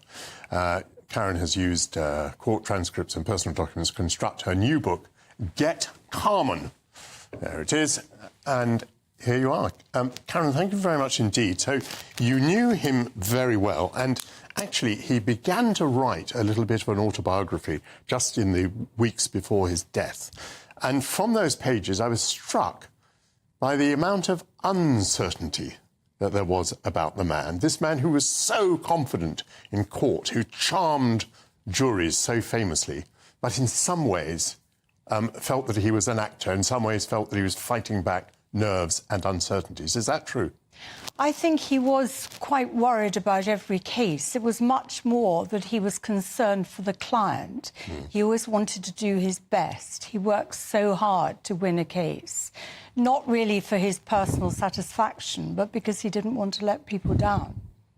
His success rate was extraordinary, and, you know, I'll choose my words carefully here, but shall we say that many people were surprised at the time that Jeremy Thorpe was found not guilty. It was astonishing in the case of Jonathan Aitken, for example, that the principal charge against him, which was that he'd been corrupt in arms dealings, I don't think that was ever actually reached during the court. It seems even more surprising today that people who were employed by Mohammed Fayed were believed in the case of Neil Hamilton.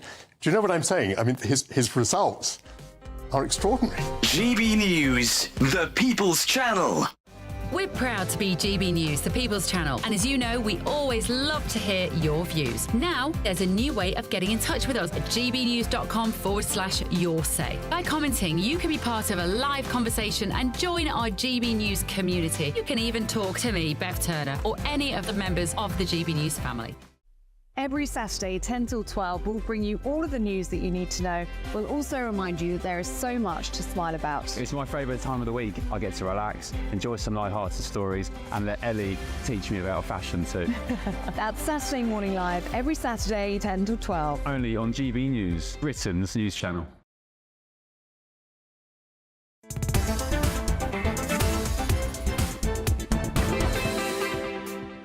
Good afternoon, 21 minutes after 4 o'clock. If you've just tuned in, where have you been? Sorry. It's fine. You're sort of an hour and a half into the show, but it's good because we've got another hour and a half to go, so there's loads more still to come. I'm Nana Akua. Welcome. This is GB News. We are Britain's news channel. We're live on TV, online and on digital radio. And lots of you have been getting in touch with your thoughts on the latest discussions. Let's see. Nigel, we're talking about housing. Nigel says, housing, if you listen to Raina, she's clearly aiming at building 1.5 million social houses. It will never happen. Currently, social housing is forced on builders as part of the planning deal. The social housing is sold at a lower price, subsidised by the remaining stock on that particular project. If all the project is social housing, the builders simply will simply not put in applications. Currently, the likes of, and he's listed a few, don't particularly want to do it. Yvonne says, well done, Nana, explaining it clearly and beautifully. We look after our own people first when it comes to building houses. So true, isn't it? It's simple. And also, it has to be supply and demand. If you have have 1,000 people and 10 houses. Doesn't matter how nice you are, you're not going to get those people in the 10 houses. So I think the government needs to start getting real. People, you know, lots of people just not fully understanding how this is, and they're frankly in the government, which is very worrying. But right now, keep them coming, gbnews.com/your say. But it's time now for the Great British Debate this hour. I'm asking, who wins the battle for the right? Is it Nigel Farage or Kemi Badenoch? Yesterday evening, Nigel posted this old clip of Kemi Badenoch speaking in the House of Commons, which he captioned, "This is Kemi's idea of red meat, more uncontrolled immigration." In particular, I'd like to thank the Home Secretary for removing the annual limits on work visas and also on international students, both of which I lobbied for on behalf of the Wellcome Sanger Institute and Anglia Ruskin University, which serve my constituency. Right, well, in response, Tory leader Kemi Badenoch posted this old video of Nigel Farage on X, where she said, "I was calling for an Australian-style point system that prioritised highly skilled researchers, whilst Nigel was arguing for unlimited foreign student visas." I think further education, you know, potentially it's already big. It should be something this country makes a great deal of money from. We should encourage as many foreign students as possible to come to Britain and pay the fees. So what do you think? So for the Great British Debate this hour, I'm asking, who wins the battle for the right? Nigel Farage or Kemi Badenoch? Joining me to discuss, broadcaster and columnist Lizzie Cundy, and also political commentator Susie Stride. Right, Lizzie Cundy, I will start with you, seeing as you got a solo there. Thank you very much. It's all about me.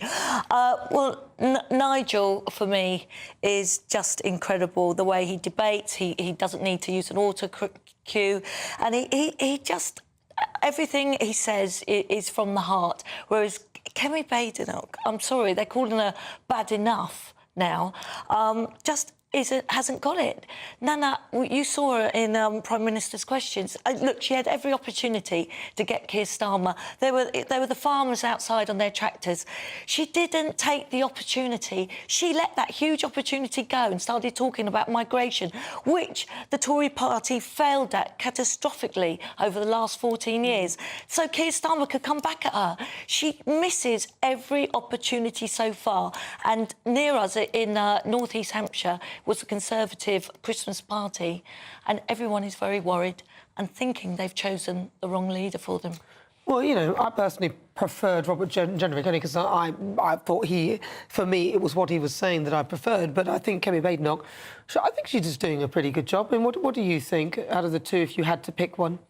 Well, Robert Jenrick, or about Nigel Farage? Nigel Farage. Well, look, I mean, I think there's a really clear answer on this one. Nigel Farage is always going to be able to outright wing the Tories, as far as I'm concerned. I think if you look at the country and where the country are at on it, if you are more to the right, you're going to vote for Nigel Farage, and there's a whole lot of reasons for that. You know, I watch obviously Prime Minister's questions, and it's interesting. I think sometimes she's doing well, but I did listen this Wednesday, and I did think she went the wrong way in many ways. I think she is struggling a little bit, to be honest. But the thing is look, you know, whether you like him or loathe him, you know, you cannot argue with the fact that he is an incredibly charismatic, dynamic person, and for his section of the country, inspiring, you know, and he comes across as a man of the people. He's straight talking. For them, he's very authentic, and people want that, you know. And so, look, you know, I think he's always going to outflank her. However, you're going to have the Tory faithful in this country, and that means there are going to be people like Jacob Rees-Mogg, who says he's Tory to his fingertips, and they're going to be those people that are always going to vote Conservative, no matter what Farage does.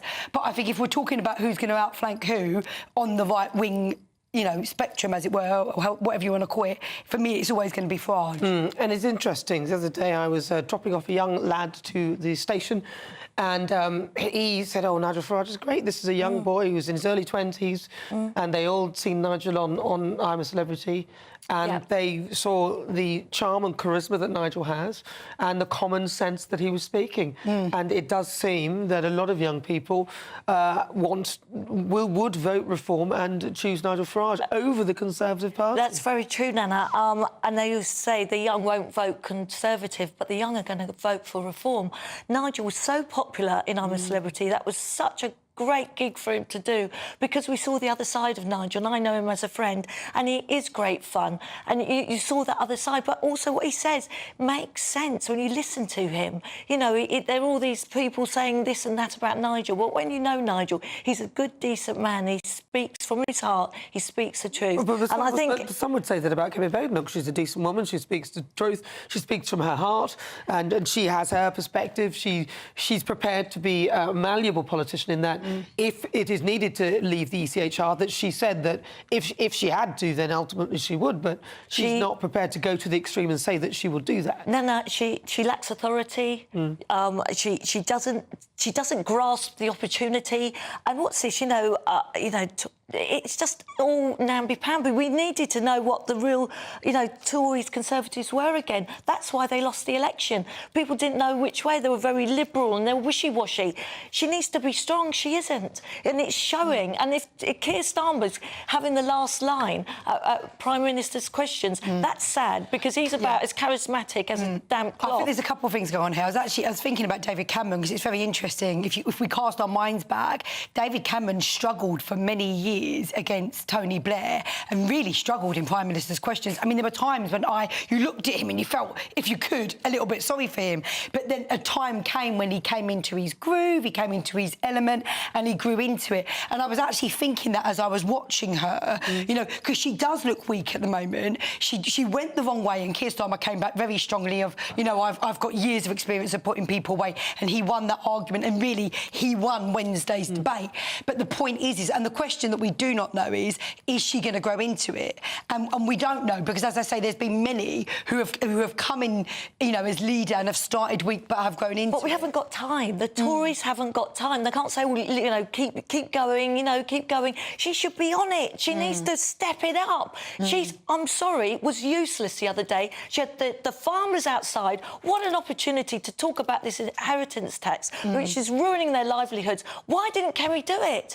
What a waste. I also think she does go for the low shots a little bit, and she does these little jokes and these little... And I don't know if that's her playing to her best strengths. Well, I don't know. Listen, I think she, obviously give her a little bit more time, but it does sound like a lot of people think that the Tories have not won the right at the moment and actually reform are ahead. A lot of the polls are saying that in any case. But let me know your thoughts. GBNews.com/your say. Now, during Advent, as we count down to Christmas Day, we're hearing from church ministers across the country, and each day they have a special message for you to celebrate the festive season. Have a listen. The GB News Advent Calendar, Day 14. My name is Marcus. I'm a priest in the Church of England. Have you ever experienced one bad thing after another in a very short space of time? Maybe the car breaks down, then your washing machine breaks down, then you get sick, then you find out your loved one has been diagnosed with cancer, and so on and so on. When you think life couldn't get harder, it gets harder. It will be easy to despair and lose hope and see these bad things as a sign that God is against you. But this time of Christmas, we are reminded that God came down in the person of Jesus Christ to suffer with us and for us. It is a sign that tells us that God is for us and not against us. It tells us that nothing can separate us from the love of God.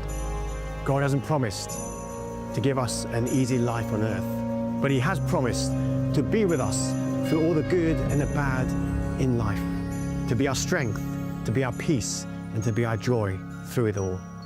This is Emmanuel, God with us.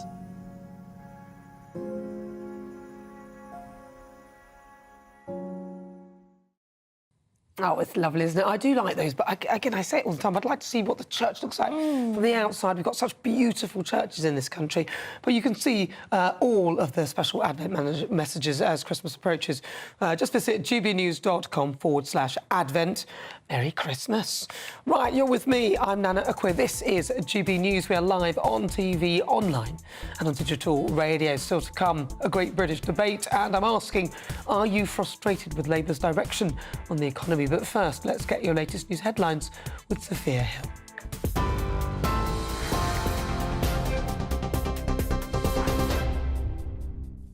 Thank you, Nana. It's just gone 4:30. I'm Sophia Hill with your latest headlines from the GB newsroom. More than 35,000 migrants have crossed the Channel illegally in small boats so far this year. The milestone figure was reached this morning after at least 250 migrants made the illegal journey in 5 small boats. After more than a week of no small boat crossings because of bad weather in the Channel, more than 1,150 migrants reached the UK's waters in just the last 3 days.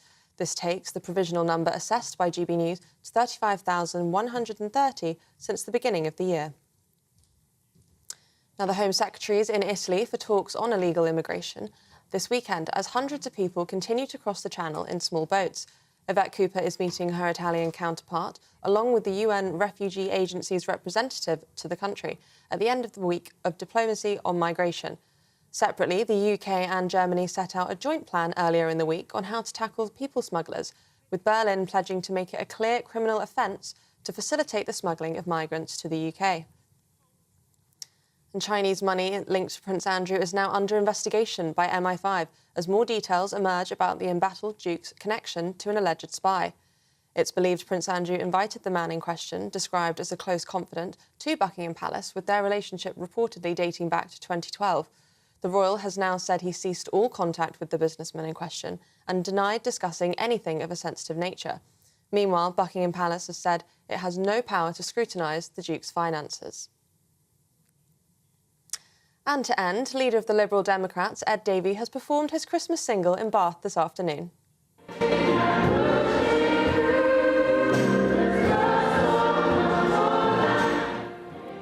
Davey was joined by the Bath Philharmonia Carers Choir at their Christmas concert in the Bath Forum. The single was written by 6 young carers and has climbed the charts since its release, with all proceeds going to the Carers Trust and Bath Philharmonia. Ed Davey has even pledged he'll do a skydive if the single gets 10,000 downloads in the next week. Those are the latest GB News headlines for now. I'm Sophia Hill. More in half an hour. For the very latest GB News direct to your smartphone, sign up to News Alerts by scanning the QR code or go to gbnews.com/alerts.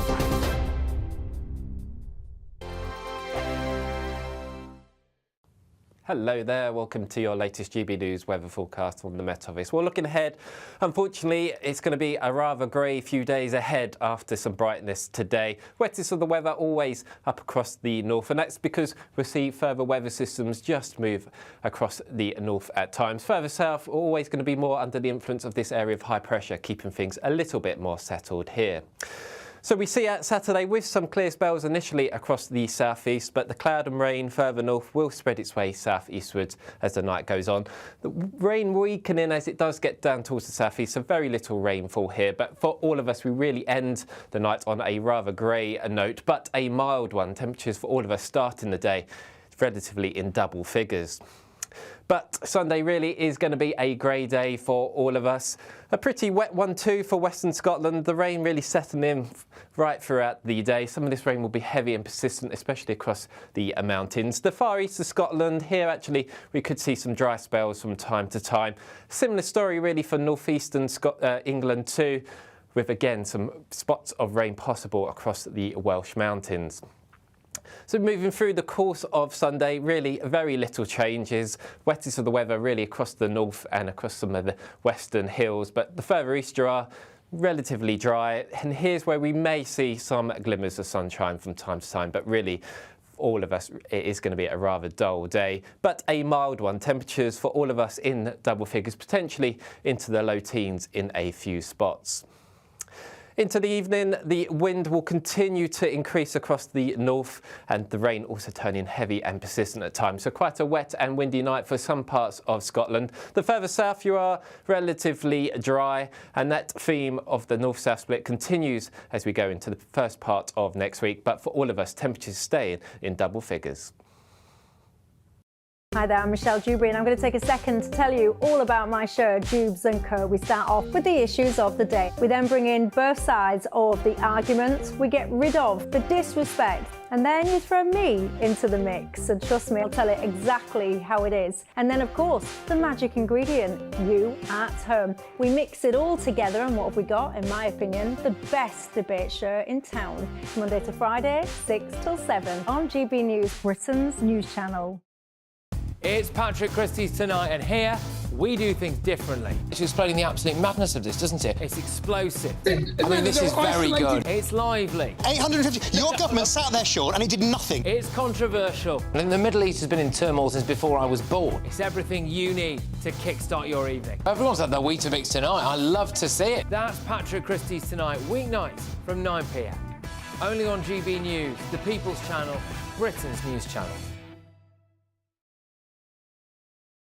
Join me, Camilla Tominey, for a frank and honest discussion with those in power that cuts through the spin and gets to the heart of the issues shaping our nation. You haven't confirmed that you want to stand as leader, but you haven't ruled it out either. This report basically says that he's not fit to stand trial. Is he indecisive? Incompetent? I deliver the dose of reality Westminster needs. That's the Camilla Tominey Show at 9:30 every Sunday on GB News, the People's Channel, Britain's news channel.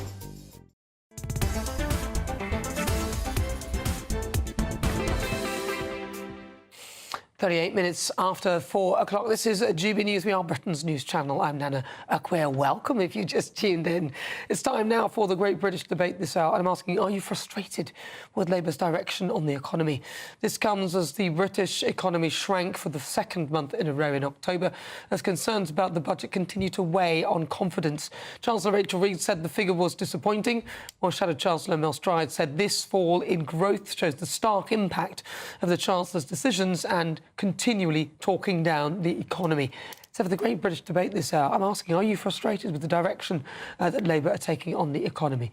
Joining me to discuss, broadcaster and columnist Lizzie Cundy, and also political commentator Susie Stride. There you go, you got your own solo, Susie.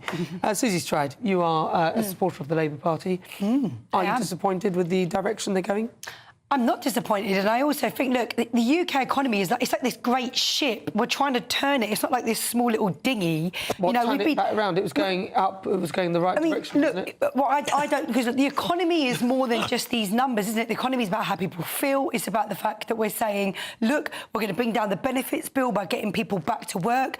That those 1 million NEETs, those young people that are not in education, employment and training, we're going to deal with that. We're going to begin to get those kids back into education. Well, who feels good? Because you said it's about how people feel, it's not just numbers. So well, yes. Who feels good? It is, but the point is it's not a short-term sugar rush where, you know, we're going to do something and suddenly it's going to solve everything. We've been in for 5 months. You can't have these short fixes. If we're talking about long-term economic growth, it's about putting things in the right place so that we're on the right course. But I think that is... If you're doing something in the short term that's already looking bad, why would you continue in the same direction? But let's take the farmers. Yeah. £500 million is what this inheritance tax could raise. That's not very much, but at the cost of destroying food security, which the farmers are warning you about. And everyone, most people, even if they support the party, are up in arms at it. If you're going in the wrong direction, why would you carry on? Yeah, I mean, look, there's lots of decisions that are being made every day. There's the 1.5 million homes. Even if we don't hit that target, which I hope we do, that's going to transform loads of families' lives who are just like waiting on the housing list or in temporary accommodation. Or whether we're talking about the fact that crime has skyrocketed over the last 10 years and we're going to, you know, build new prisons. We've got a whole new agenda on how to reform prisoners so they're not coming out better criminals but better citizens. What by letting them out early? Do you remember Sir Keir Starmer during the riots? No, because if you're going to say these things, we do remember these are actions that have happened within the last 5 months. Keir Starmer allowed lots of people, in particular people who crimes like assault, he let a lot of them out early. Yeah, and that absolutely did happen, and it's very important to talk about. And the reason why we need to do what we're doing now is to make sure that never happens again. But it happened under his watch within 5 months. No, it didn't happen. It happened 3 months into a Labour government because we'd had 14 years of not building prisons. I mean, look, building prisons... No. The reason that happened, I would say, was one of the reasons because they flooded those jails with people who had made hurty tweets and people who were involved in the riots. Now, I'm not saying these people shouldn't have been punished, but I think jail was a bit strong, quite a few of them. So I'm just observing what's actually happened within the past 5 months. I'm not going back into the Tories. They did not do a good job. Yeah, I think, look, we've appointed Lord Timpson, and I think it's fantastic. We've got someone who's in industry that's going to come in, you know, into the Labour government. You know, he's got 25 years experience working with prisoners, and I think we're going to see radical reform of the prison system. So you're not frustrated at all, is it, Cundy? They're the only people that are happy, are the 1,700 who got released, the prisoners who are happy with the Labour Party. I hear they're having a little Secret Santa gift party at number 10. They're buying each other a sat-nav because they've all lost their way, Susie. They are absolutely disastrous. They're disastrous. I'm sorry, Rachel from accounts, you are not actually working. She's got no basic economics. I'm sorry. She's shrinking our economy, Susie. She's shrinking it. She's saying she's going to grow it. She's not. It's shrinking each consecutive month since they've been in. So, OK, so it's 2 months of the economy shrinking. So some would argue, and she would argue, that she hasn't had very much time. Hold on. She's gone in and she's actually, can I just say, she did lie on her CV, which I'm still not happy about. And that I've found out that is actually illegal to do that. She should. Well, she's it was not. on her LinkedIn, she's so out. it's not quite her She's CV. out of her depth. She's out of her depth, Nana. I'm sorry. They're a calamity. We've got Angela Rayner, who folds like a cheap 10 in an argument. We saw that. We've got David Lammy, can't even wear a proper pair of trainers when he's meeting the most important person, you know, in the United States. What is going on? They don't have a clue, Nana, and I'm sorry, I'm so sorry, unless, you know, socialism is spiritually bankrupt, and unless they, you know, reduce the tax, our economy is over. All right, well, listen, this show's nothing without you and your views. Let's welcome our great British voice onto the show, their opportunity to be on and tell us what they think about the topics we're discussing. Let's go to London. Let's have a chat with Alan Cook. Alan, I mean, they've cooked up some sort of books. It doesn't look good, but what do you think? Are you frustrated with the direction they're going? Oh, very much so. Your commentator just said that they're trying to turn the ship, but I'm sorry, they're actually trying to sink the ship. The economy is tanking, it's going down. And look at the front bench. None of the front bench are experts in their fields. And it reminds me when you're at school and you were picking people for your team and that you got the last ones left that no one wants. And that is the current Labour front bench at the moment. And there's no thought going into policy. It's ideology dressed up as policy. And everything is taken from the socialist cookbook. You know, the economy, you want greater taxes, you don't want greater tax receipts, but you don't want greater taxes, and they've done it the wrong way around. The state is too big, you need to get the state smaller, but it's growing. They've increased the borrowing, they've increased the taxes, they're destroying businesses, it's counterproductive, and I can't see it ending well. And we've seen it before. In the middle of last century, the death duties saw the end to thousands of our beautiful country houses. They were demolished, they were destroyed because they couldn't be kept because of the death duties when people died. And we're seeing the same now with the farmers. And it's, again, you know, history has, we've seen this. You know, Reeves is acting like Stalin. Stalin got rid of the small family farms. He created large cooperatives.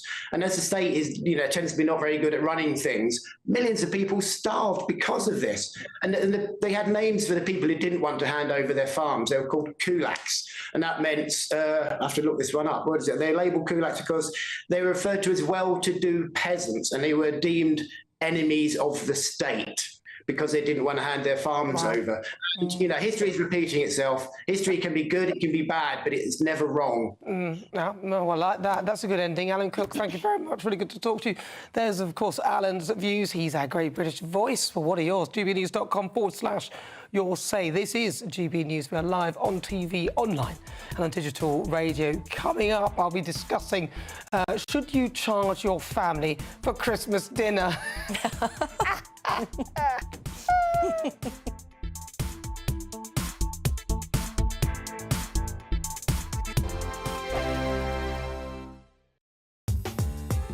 I'm Christopher Hope. From pop stars to politicians, I'll interview anybody in a pub who's got a political opinion. Join me every Friday on Spotify, Apple Podcasts, YouTube or gbnews.com, or wherever you get your podcasts. This is GB News, the People's Channel. This is GB News, Britain's news channel.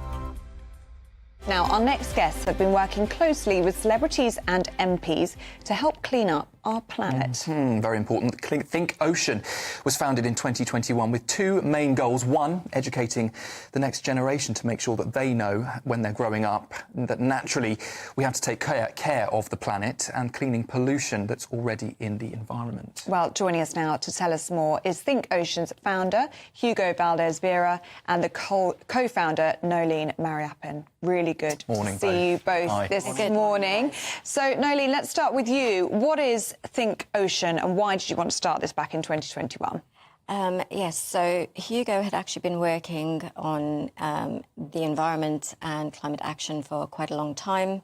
When he moved to the UK, he realised that there was a growing problem with plastic pollution and that more needed to be done because people weren't actually seeing the link between plastic, the impact on the environment and climate change.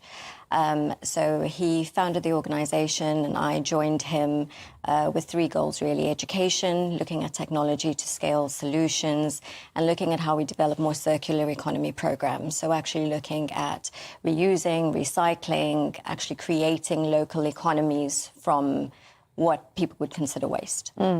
Hugo, just how bad is plastic pollution around the world, and especially here in the UK? Well, it is bad, but we don't know the extent of how bad it is. You know, this is not much interest from the bigger players or, some government for us to know every detail of the pollution. So if we know that is from 1 to 10 is 2, probably it's about 6. Oh. GB News, the People's Channel.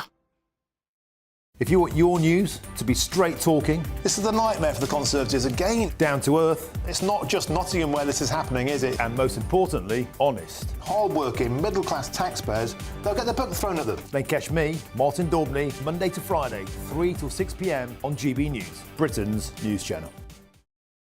We're proud to be GB News, the People's Channel. And as you know, we always love to hear your views. Now, there's a new way of getting in touch with us at gbnews.com/yoursay. By commenting, you can be part of a live conversation and join our GB News community. You can even talk to me, Bev Turner, or any of the members of the GB News family.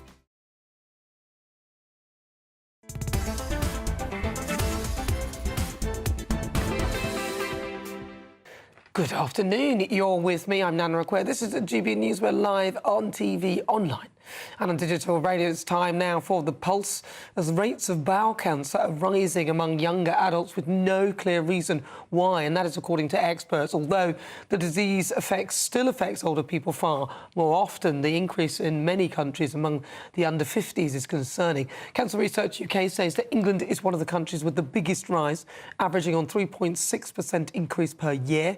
And researchers report in the journal The Lancet on oncology. That's where we got that from. But joining me now in the studio, GP and medical writer Dr. René Honderkamp.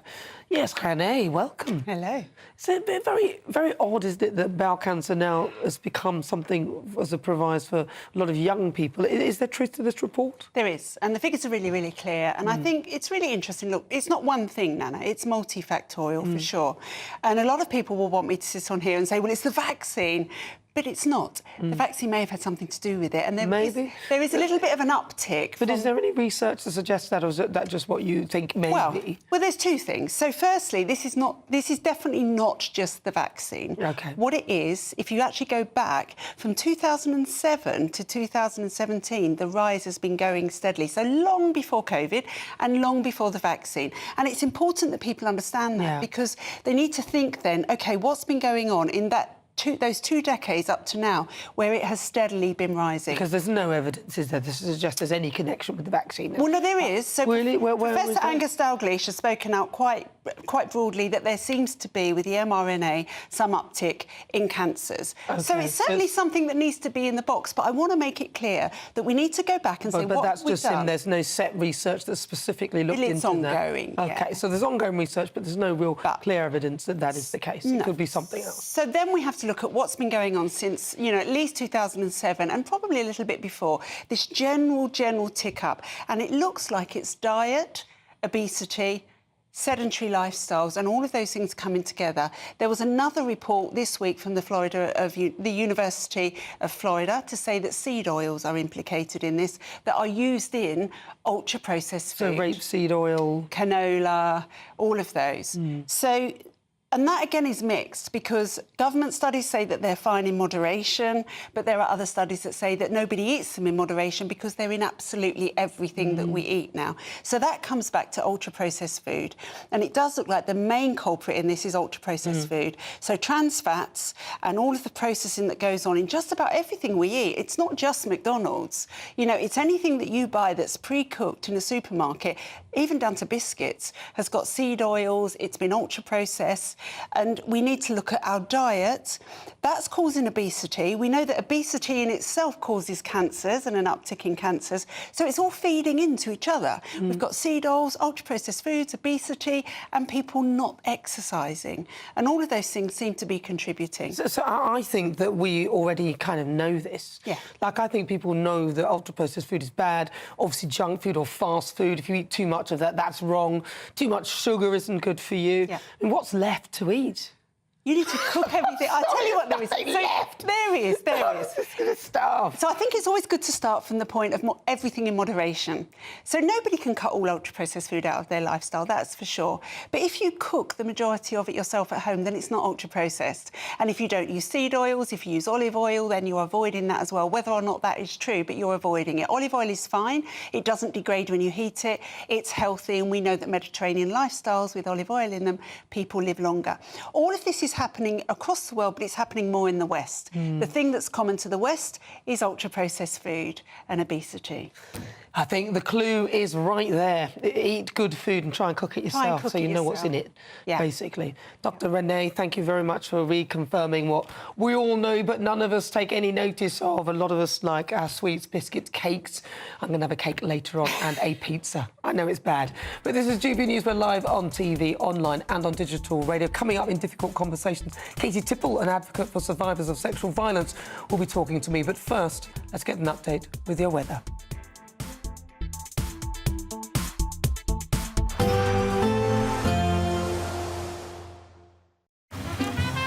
Despite the morning rain, it'll be a nice, warm, cosy day ahead. Boxed heat pumps, sponsors of weather on GB News.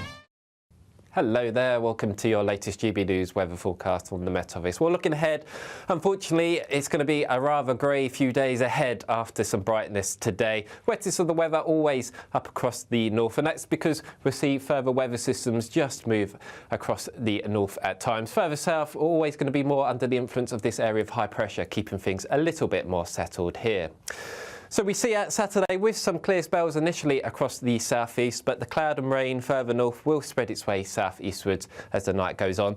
The rain weakening as it does get down towards the southeast, so very little rainfall here. But for all of us, we really end the night on a rather grey note, but a mild one. Temperatures for all of us starting the day relatively in double figures.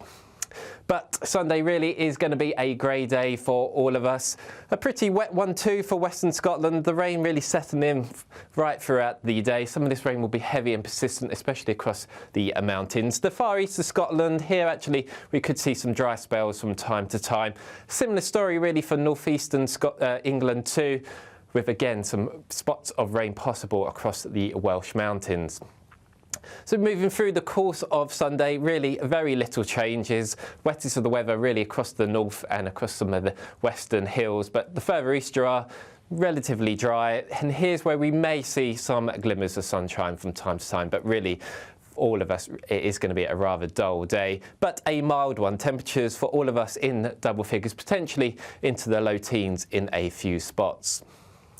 Into the evening, the wind will continue to increase across the north and the rain also turning heavy and persistent at times. So quite a wet and windy night for some parts of Scotland. The further south you are, relatively dry, and that theme of the north-south split continues as we go into the first part of next week. But for all of us, temperatures stay in double figures. There will be a light breeze in the morning, leading to a warm front. Boxed heat pumps, sponsors of weather on GB News. It's the biggest, greatest Great British giveaway so far, with your chance to win a spectacular £50,000 in tax-free cash. 2025 could be amazing, with plenty of treats, holidays and fun on the horizon. How would you enjoy that cash? £50,000 will make someone our biggest ever winner. For another chance to win, text cash to 63232. One entry costs £2 plus one standard network rate message, or text bonus to 63232. 5 entries cost £5 plus one standard network rate message. Go to gbnews.com/win. Entries start from just £2. You can call 0903 681 3232. Calls cost £2 plus your network access charge, or post your name and number to GB10 PO Box 8690 Derby DE1 9TT. UK only. Entrance must be 18 or over. Lines close at 6 p.m. on the 31st of January. Please check the closing time if listening or watching on demand. Good luck. Good Afternoon Britain isn't just about us. The wonderful thing about this programme is it's about everyone watching. It's an interactive programme. Well, there absolutely is something to see here, and we're going to be talking about it more. Whether it's breaking royal news, Will, please bring us up to date, or indeed a particularly punchy speech in the House of Commons. Very, very curious. We bring it to you live, and then we bring you live reaction as well. That's Good Afternoon Britain, weekdays from midday. Only on GB News, the People's Channel, Britain's news channel. Nightmare commute. Kick it up a gear with GB News Radio. You can listen online and on DAB+ and on the GB News app. We're also on TuneIn and the Radio Player apps. From the school run to rush hour, get revved up with GB News Radio. We are the People's Channel, Britain's news channel. It's Patrick Christie's Tonight, and here we do things differently. It's explaining the absolute madness of this, doesn't it? It's explosive. I mean, this is very good. It's lively. 850. Your government sat there short and he did nothing. It's controversial. And the Middle East has been in turmoil since before I was born. It's everything you need to kickstart your evening. Everyone's had their Weetabix tonight. I love to see it. That's Patrick Christie's Tonight, weeknights from 9 p.m. Only on GB News, the People's Channel, Britain's news channel. Join me, Camilla Tominey, for a frank and honest discussion with those in power that cuts through the spin and gets to the heart of the issues shaping our nation. You haven't confirmed that you want to stand as leader, but you haven't ruled it out either. This report basically says that he's not fit to stand trial. Is he indecisive? Incompetent? I deliver the dose of reality Westminster needs. That's the Camilla Tominey Show at 9:30 every Sunday on GB News, the People's Channel, Britain's news channel. I'm Michael Portillo. This is GB News, the People's Channel, Britain's news channel.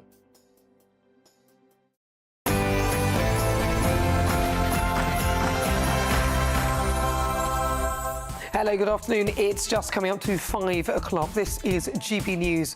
We're live on TV, online and on digital radio. I'm Nana Akua, and for the next hour, me and my panel will be taking on some of the big topics hitting the headlines right now. This show is all about opinion. It's mine, it's theirs, and of course it's yours. We'll be debating, discussing, and at times we will disagree, but no one will be cancelled. So joining me for the last hour, political commentator Susie Stride, and also broadcaster and columnist Lizzie Cundy. Coming up in the Great British Debate, I've been asking, do you trust Sir Keir Starmer not to take us back into the EU? The EU are going to demand that Britain surrenders to free movement for students and that it commits to unchanged fishing rights if it wants to discuss terms for a new trade deal. So for the Great British Debate this hour, I asked, do you trust Sir Keir Starmer not to take us back into the EU? I've got a poll up right now on X. Cast your vote. Coming up, difficult conversations. I'll be speaking to Katie Tipple, who is the philanthropy manager for the Global Survivors Fund.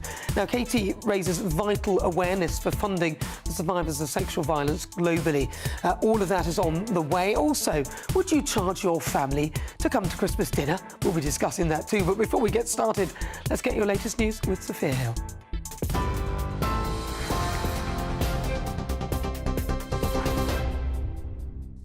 Thank you, Nana. A very good afternoon. It's just gone 5 o'clock. I'm Sophia Hill with your latest headlines from the GB Newsroom. Now, our top story, more than 35,000 migrants have crossed the Channel illegally in small boats so far this year. The milestone figure was reached this morning after at least 250 migrants made the illegal journey in 5 small boats. After more than a week of no small boat crossings because of bad weather in the Channel, more than 1,150 migrants reached UK waters in just the past 3 days. This takes the provisional number assessed by GB News to 35,130 since the beginning of the year. Now, the Home Secretary is in Italy for talks on illegal migration this weekend, as hundreds of people continue to cross the Channel in small boats. Yvette Cooper is meeting her Italian counterpart, along with the UN Refugee Agency's representative to the country, at the end of the week of diplomacy on migration. Separately, the UK and Germany set out a joint plan in the week to tackle to deal with people smugglers, with Berlin pledging to make it a clear criminal offence to facilitate the smuggling of migrants to the UK.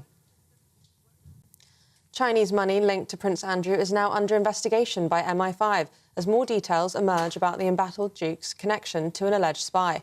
It's believed Prince Andrew invited the man in question, described as a close confidant, to Buckingham Palace, with their relationship reportedly dating back to 2012.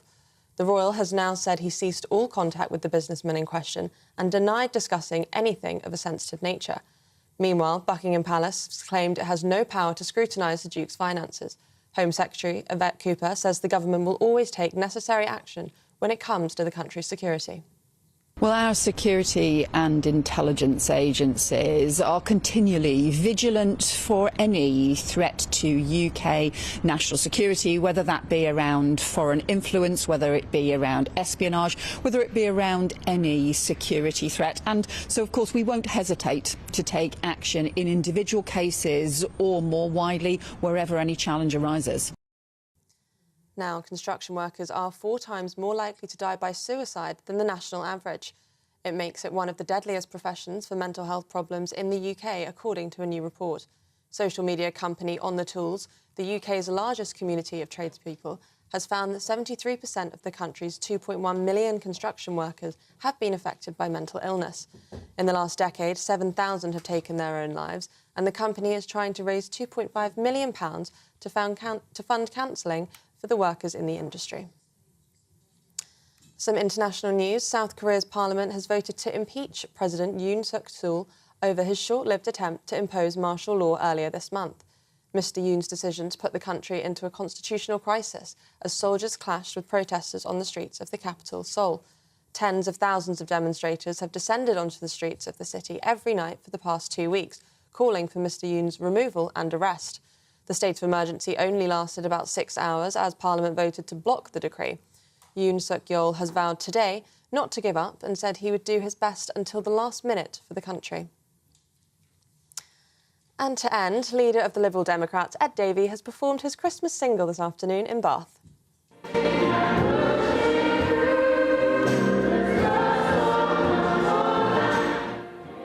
Davey was joined by the Bath Philharmonia Carers Choir at their Christmas concert at the Bath Forum.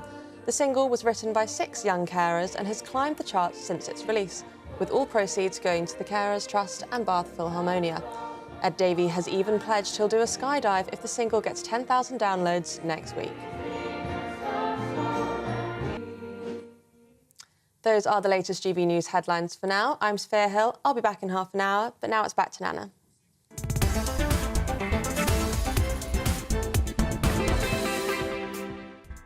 Good afternoon. It's just coming up to 6 minutes after 5 o'clock. This is GB News. We are Britain's news channel. We're live on TV, online and on digital radio. Coming up, Ed Miliband wants to build 1 billion solar panels across the UK by 2035 as part of his plan to hit net zero targets. Is that really realistic? Is it madness? Can it actually be achieved? In difficult conversations, I'll be speaking to Katie Tipple, who's an advocate for survivors of sexual violence globally, raising vital awareness and funding for the issue.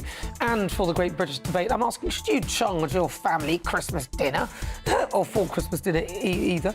Research shows that 27% of Britons are set to ask guests if they can contribute towards the cost of Christmas dinner as the price of the ingredients has soared.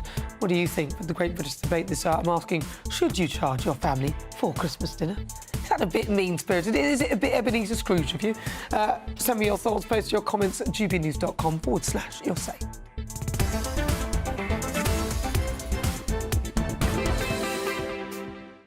So up to 1 billion solar panels are to be fitted across Britain by 2035. That is under Ed Miliband's plan to hit net zero targets. The Energy Secretary's proposals will cover the country with panels with an estimated square mileage of about 750, which is a bigger area than Greater London. This would mean he'd need at least 1 billion.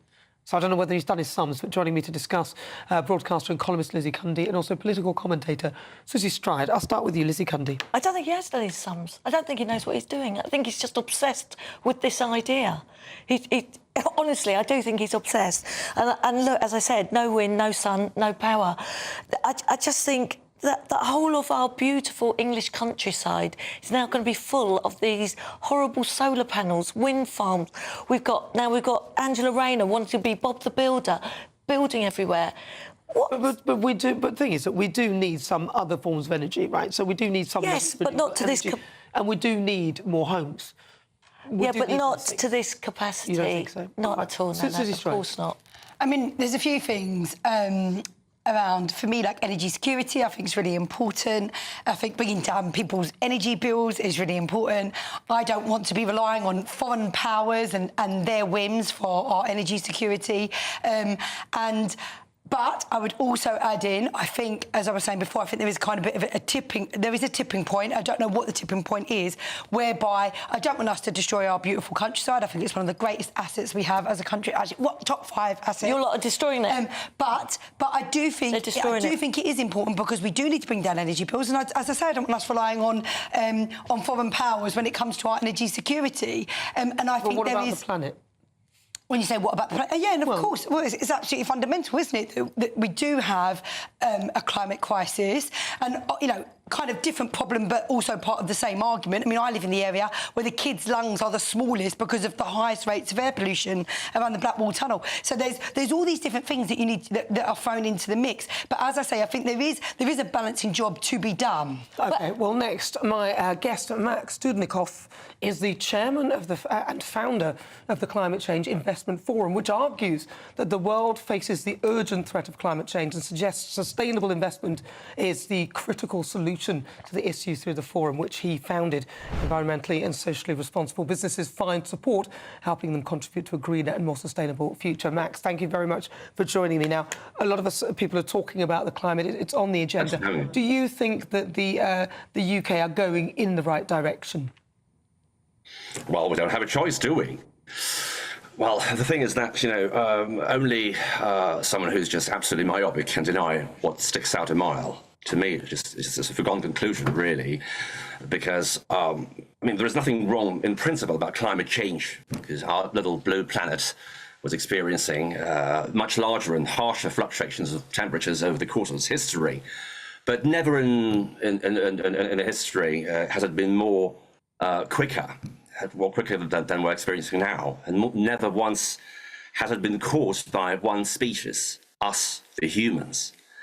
It's just safe to assume that we have now entered a whole new era, a whole new phase of our development, Anthropocene, which is basically an era characterized by the humans' impact, and badly so, on environment and causing pollution that's never been before.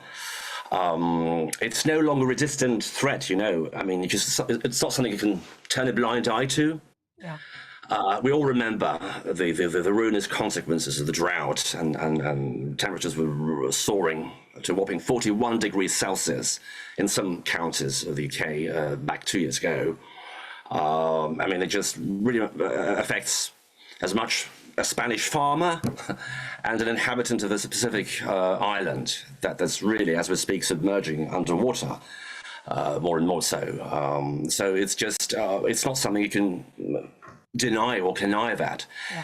It's like you can ignore you're having a cancer, excuse my rather uncomfortable comparison. You can sort of carry on for some time, pretending you'll be all right, you'll wait it out, but unless an action is taken here and now, the odds of your overcoming the disease are infinitesimal. And that's exactly what climate change is all about. It affects each and every. So the CC Forum, what is that? What is it about? Can you tell me a bit more? And also why you decided to set it up?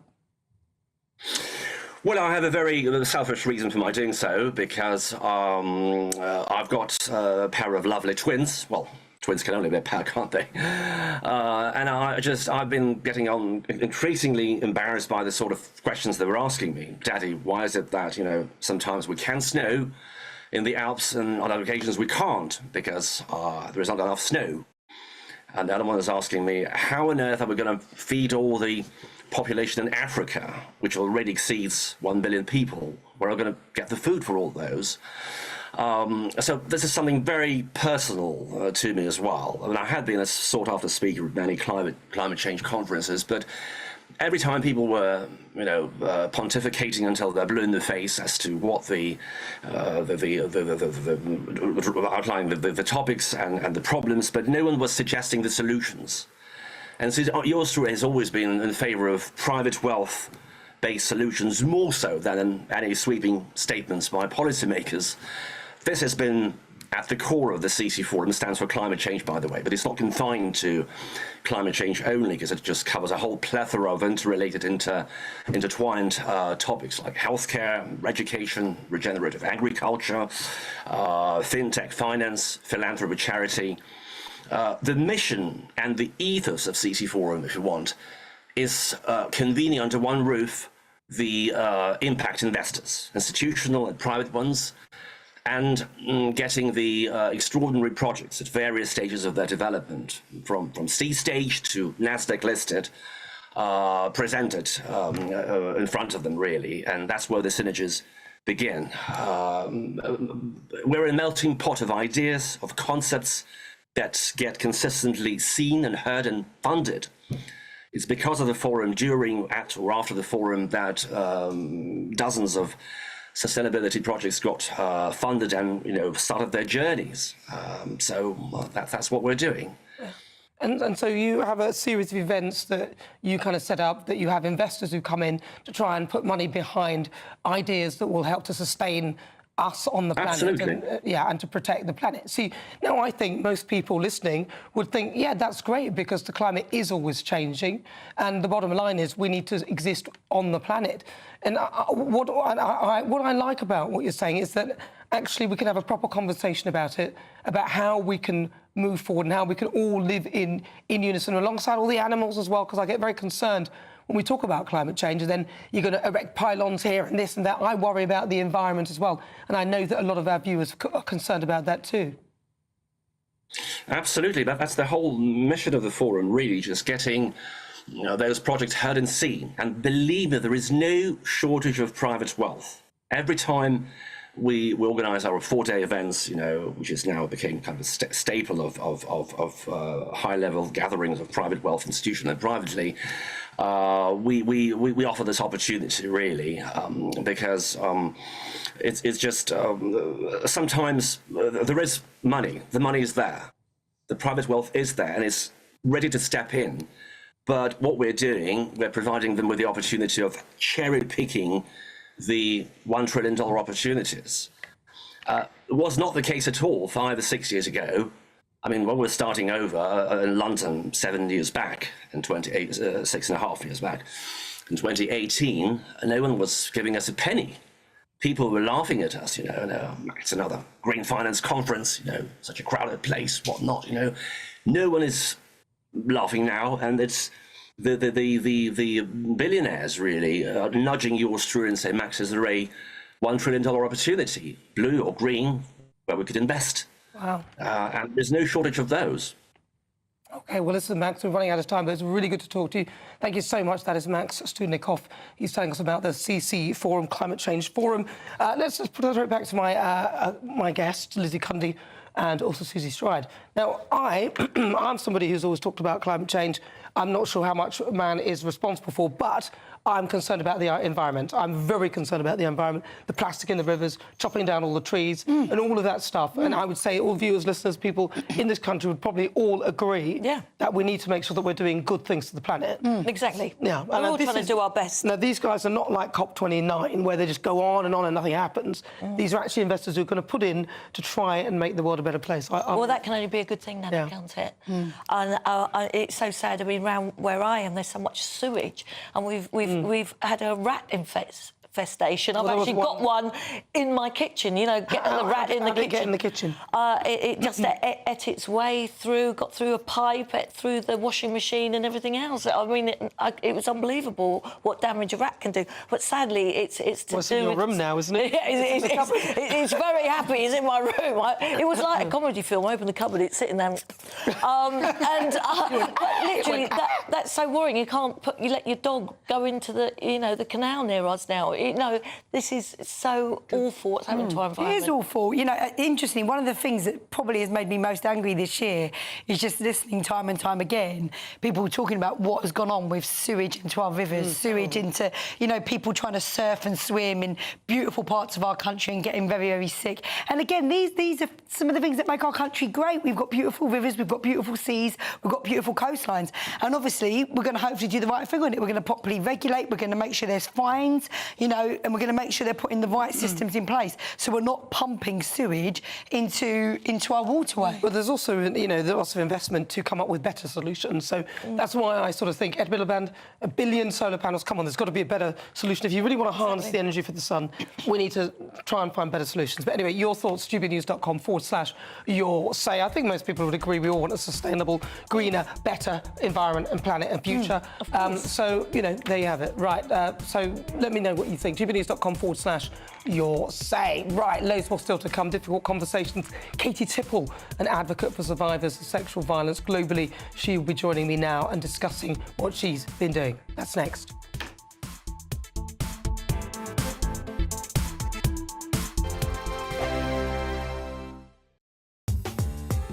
I'm Christopher Hope. From pop stars to politicians, I'll interview anybody in a pub who's got a political opinion. Join me every Friday on Spotify, Apple Podcasts, YouTube or gbnews.com, or wherever you get your podcasts. This is GB News, the People's Channel. Sunday with Michael Portillo from 11, only on GB News. On the 8th of October at Battersea Arts Centre, a new orchestra launched its inaugural season. The orchestra, which is named Chromatica, is formed of some of the best young musicians in Britain. They're due to perform in traditional venues and in community spaces. The aim is to bring their youth and dynamism to a wide repertoire of music. Predominantly, they'll work with emerging conductors who will have the chance to shape the orchestra and its repertoire. To share her experiences of bringing the ensemble together, I'm joined by the violinist and Chromatica orchestra lead, Maren Bosma. To what extent is this novel? To what extent is this new ground? Well, new ground, it is new ground in a sense that this is a completely new orchestra. Obviously, in the current sort of cultural climate, it's not really easy to set up a new orchestra. And so in that sense, it's a novelty for us to kind of try and carve out our space in the current climate of musical orchestras and musicians in Britain. Yes, I mean, it's quite odd in a way to think of a new orchestra because the ones that we have tend to be struggling and numbers indeed have been reduced. I used to be associated with an orchestra which unfortunately went under. You've got some private backing for this. Yeah. Why do you think the private backers have been willing to give you support? What is it that they see as your unique selling proposition? Well, Chromatica Orchestra essentially is an early career orchestra. So we're formed of all sort of top musicians who've graduated in, say, the last sort of 5 to 10 years. Because everyone is of that generation, there is a sort of enthusiasm and dynamism that we bring to the stage, I think is quite unique. The orchestra's mission, it's really focused on creating opportunities for young emerging musicians. GB News, the People's Channel. In the GB Newsroom, we bring you the news as it happens. With our team of dedicated journalists across the UK, we're ready to keep you up to date with what's happening every half an hour, every single day. Bulletins here on GB News, the People's Channel, Britain's news channel. Nightmare commute.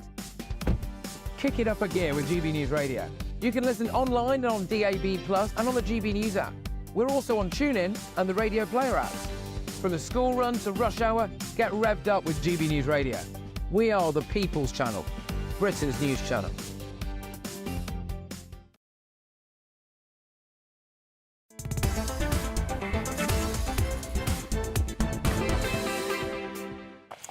Good afternoon, 21 minutes after 5 o'clock. This is GB News. We are Britain's news channel. We're live on TV, online and on digital radio. And it's now time for this week's Difficult Conversations, which this week is with Katie Tipple. Now, she's an advocate for survivors of sexual violence globally, raising vital awareness and funding with a strong academic background in sustainable development and a passion to speak up for silenced survivors globally. And they rebuild their lives in dignity. Now, Katie is also committed to shaping a thriving world locally and globally. And I'm very pleased to say that Katie joins me now. Katie, thank you very much for joining me.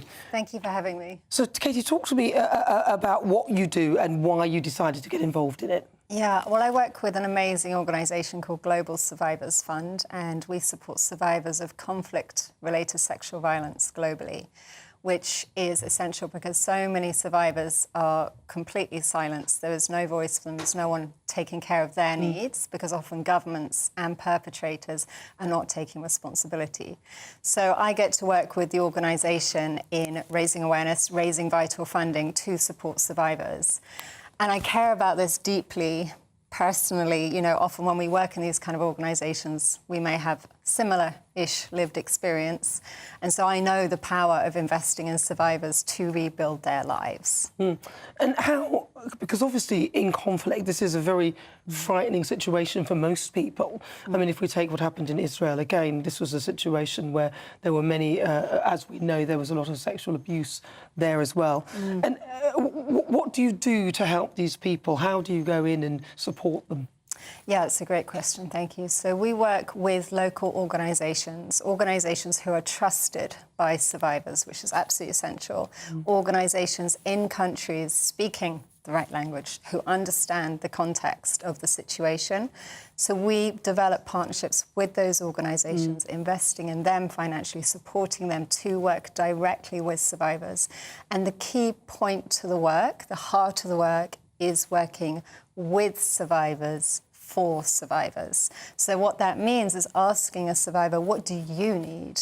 And that might be financial compensation, that might be physical care, mental health support, or education for themselves or for their children. Because we forget about that, don't we? That there's war, there's conflict, and then there are victims within that. And they have to then live their lives having gone through whatever experience they've had. And where is the support to help them get through that? And, you know, we sort of are quite blasé about it in the fact that we say, oh, there's a war, people are refugees, people have come to this country, but they've been through a journey. Yeah. What about the perpetrators of these sort of crimes during wartime or unrest? Do you ever manage to... do these people ever get punished? So Global Survivors Fund don't work directly in the, you know, looking at perpetrators side of things. We don't ask who has done this to you. We work directly with survivors, for survivors. So that obviously is an essential component, but it's not something Global Survivors Fund is looking at specifically. And obviously there's a lot of people presumably coming from Syria and places like that now. Yeah, the issue, not issue, but the situation in Syria is absolutely heartbreaking, as we know, and the support is essential right now. You know, this has been an ongoing situation where people have been detained, for example, unlawfully. I mean, I know of people personally through Global Survivors Fund who are detained for 20-plus years, experiencing horrific torture, and their families were told they are missing, or not missing, that they had died. And now they are working hard to support other survivors who are now just being released. So it is a critical moment for support, for physical care, psychological care, and some sort of livelihood support, financial compensation to help people rebuild their lives in a very, very difficult situation, because also the country they're coming back into is not in a good state. Because a lot of people are saying that we should stop accepting people from Syria, some countries are pausing this. In your view, are people acting too quickly, do you think, just in your view, with regard to a lot of conflicts, when those conflicts have kind of ended? Do you feel that sometimes governments are acting too quickly to send people back when actually we need to take some time and just check that things have calmed down? Well, in absolute truth, I don't have expert opinion or knowledge on that. I mean, on a very personal level, I care about humans. I care about people's lives and helping people to rebuild their lives. So wherever that is safest for people, but I'm afraid I don't. Well, we've got a video playing now, and this is footage from your Global Survivors Fund. Can you tell us what's happening in there and what's going on in that picture? Well, that is an example of the work, and, you know, because sexual violence in conflict impacts women, but it also impacts men, and horrifically it impacts children as well. And children are often those that are silenced the most. They just do not have any human rights whatsoever. If they don't get a birth certificate, for example, because of what happened to them, because of, you know, being born of war, for example, they cannot go to school. This is an example in the video of where investment supporting survivors is helping reduce the stigma within the family unit, but also within the community, and helping people to rebuild their life through financial compensation and mental health support and physical care. Now they're able to not only live a more fuller life in dignity, but also speak up for others, which is huge. And especially in this video, hearing a man, Martin, talk up about his experience is absolutely enormous, especially given the stigma in these communities. Yeah, because a lot of people don't think that men would be victims of that kind of violence at all. Yeah. But it turns out that they are, and it is quite a serious problem. It really is. It really is. So what is the next thing for the Global Survivors Fund? What's the next thing you're doing? Have you got any big projects around the world that you're working on? Well, we're working in 25 countries at the moment. One of the really interesting, well, they're all incredibly interesting, but a very key point at the moment is in Ukraine, we're working during the conflict, which is actually the first time a government during conflict is supporting survivors. Usually it's post-conflict, and at the moment working directly with the Ukrainian government to support survivors in this very moment. So that's a very key moment, and we'll be looking how we can support these survivors from Syria to rebuild their lives as well.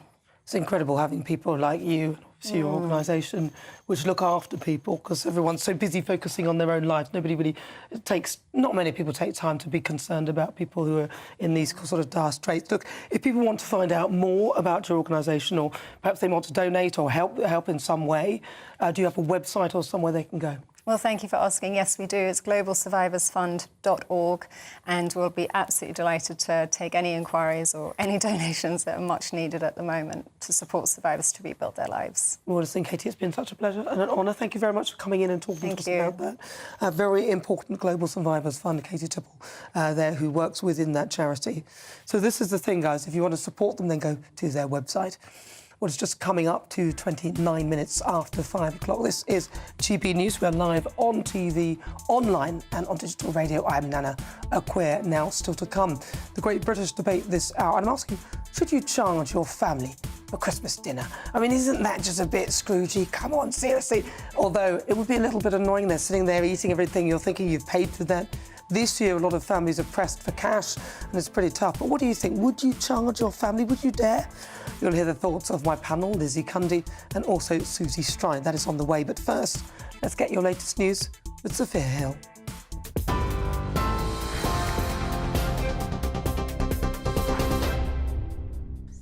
Thank you, Nana. Good afternoon. It's just gone 5:30. I'm Sophia Hill with your latest headlines from the GB Newsroom. Our top story, more than 35,000 migrants have crossed the Channel illegally in small boats so far this year.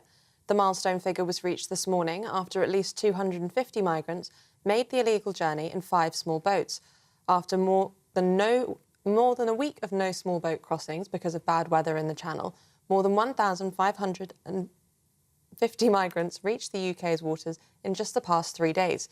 It takes a provisional number assessed by GB News to 35,130 since the beginning of the year. Chinese money linked to Prince Andrew is now under investigation by MI5 as more details emerge about the embattled Duke's connection to an alleged spy.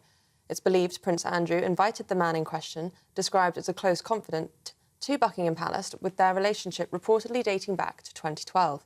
The royal has now said he ceased all contact with the businessman in question and denied discussing anything of a sensitive nature. Meanwhile, Buckingham Palace have claimed it has no power to scrutinise the Duke's finances. Home Secretary Yvette Cooper says the government always takes necessary action when it comes to the country's security. Well, our security and intelligence agencies are continually vigilant for any threat to UK national security, whether that be around foreign influence, whether it be around espionage, whether it be around any security threat. And so, of course, we won't hesitate to take action in individual cases or more widely wherever any challenge arises. And to end, leader of the Liberal Democrats, Ed Davey, has performed his Christmas single in Bath this afternoon.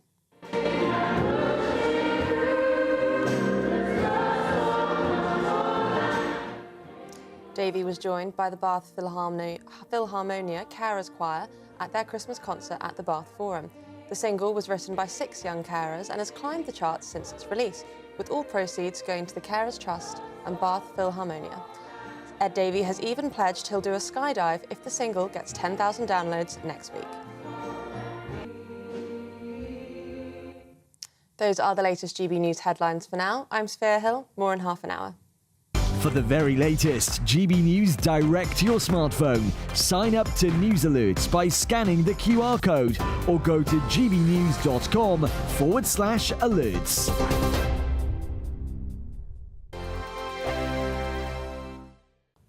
Hello there, welcome to your latest GB News weather forecast on the Met Office. Well, looking ahead, unfortunately, it's going to be a rather grey few days ahead after some brightness today. Wettest of the weather always up across the north, and that's because we'll see further weather systems just move across the north at times. Further south, always going to be more under the influence of this area of high pressure, keeping things a little bit more settled here. So we see out Saturday with some clear spells initially across the southeast, but the cloud and rain further north will spread its way southeastwards as the night goes on. The rain weakening as it does get down towards the southeast, so very little rainfall here. But for all of us, we really end the night on a rather grey note, but a mild one. Temperatures for all of us starting the day relatively in double figures. But Sunday really is going to be a grey day for all of us. A pretty wet one too for Western Scotland. The rain really settling in right throughout the day. Some of this rain will be heavy and persistent, especially across the mountains. The far east of Scotland, here actually we could see some dry spells from time to time.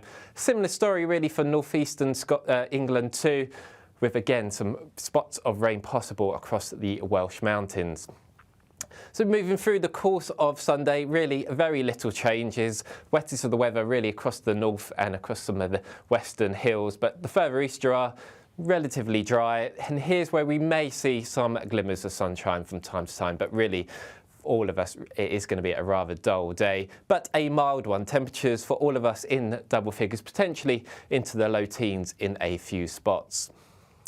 Into the evening, the wind will continue to increase across the north and the rain also turning heavy and persistent at times. So quite a wet and windy night for some parts of Scotland. The further south you are, relatively dry, and that theme of the north-south split continues as we go into the first part of next week. But for all of us, temperatures staying in double figures.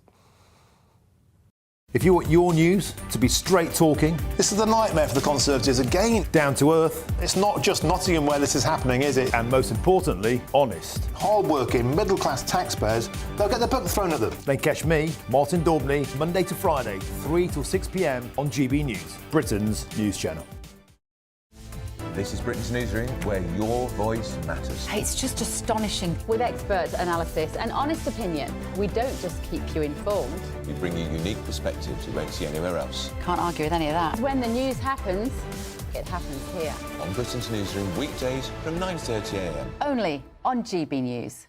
Every Saturday, 10 till 12, we'll bring you all of the news that you need to know. We'll also remind you that there is so much to smile about. It's my favourite time of the week. I get to relax, enjoy some light-hearted stories, and let Ellie teach me about fashion too.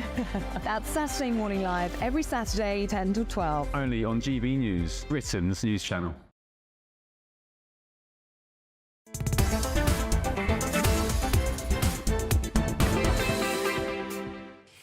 Hello, good afternoon. 35 minutes after 5 o'clock. This is GB News. We are live on TV, online and on digital radio. I'm Nana Akua. Now, lots of you have been getting in touch with your views. Angela Hughes says lots of solar panels were destroyed last week in a storm.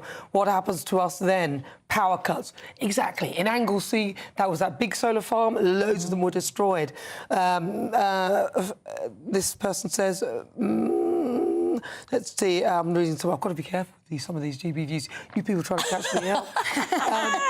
And then this person says, I live in an area of London, like many others, where twice as many people live as they did 50 years ago. No more roads and certainly no new sewage works. That only leaves the rivers. Don't worry, immigration is always a net benefit. Well, I hear what he's saying, because the point you're making is that actually, unless you allow the infrastructure to catch up, then it isn't, is it? Joining me now, broadcaster and columnist Lizzie Cundy, and also political commentator Susie Stride. Lots of people been in touch with, lots of views. Nana, I believe nothing this country does is going to make an apex of difference to the planet, whilst India, China, Russia and the USA do nothing. We are the only ones to pay for this and the only ones to suffer. Why? I mean, that's from Shirley. That's a very true point. I mean, why doesn't Ed Miliband put his energy into convincing China, India, those other nations who are carbon emissions so high up? It's really not going to make a difference. This is the madness of it, and I think he has become obsessed with it. And you know, I worry he doesn't actually know what he's doing. I mean, I think, look, I mean, it is his job to be obsessed with it, because that is his brief. He is the minister, and actually sometimes you get ministers that aren't, you know, obsessed or knowledgeable. I think he is knowledgeable. However, I think I often think this: if you've got these massive global powers like India, like, why are they being let off the hook? You know, why are we not saying to them, no, you've got to hit these targets? I think it is a bit balmy, because I think we can make all the efforts we're making, and then also all the sacrifices that we're making. But if these big global powers are just churning out fossil fuels left, right and centre, plus their economies are doing all right, I just think it's not fair. I think, really, that a lot of them are a lot further ahead than us. Like, I mean, I think China, somebody said they went to China and it was like stepping 30 years ahead of time. Yeah. Because they have come up with other solutions. So I mean, look, I don't believe that... I'm one of those who don't believe that the full picture is carbon dioxide. I think that there's more to the picture than we currently know. But I also want a really livable planet. And it's quite simple, really, for me. Stop polluting the rivers, stop dropping sewage and plastic in everything, and, you know, we need to start thinking about the poor animals, the trees. Why are you chopping down the trees for? I mean, it's ridiculous. But the thing is, with those wind farms, what it does to birds, it's so shocking. And Ed Miliband's building them so, like, sky high, like the Empire State Building. What's he doing? Honestly, and the electric cars is another one.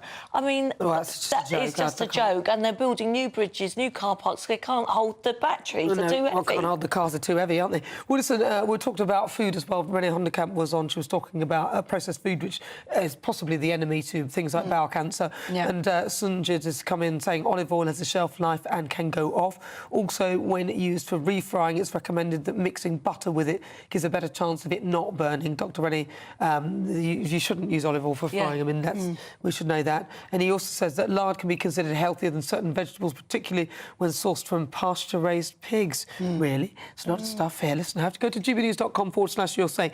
You can actually read these views if you're a member. But it's time now for the Great British Debate this hour. And I'm asking, should you charge your family for Christmas dinner?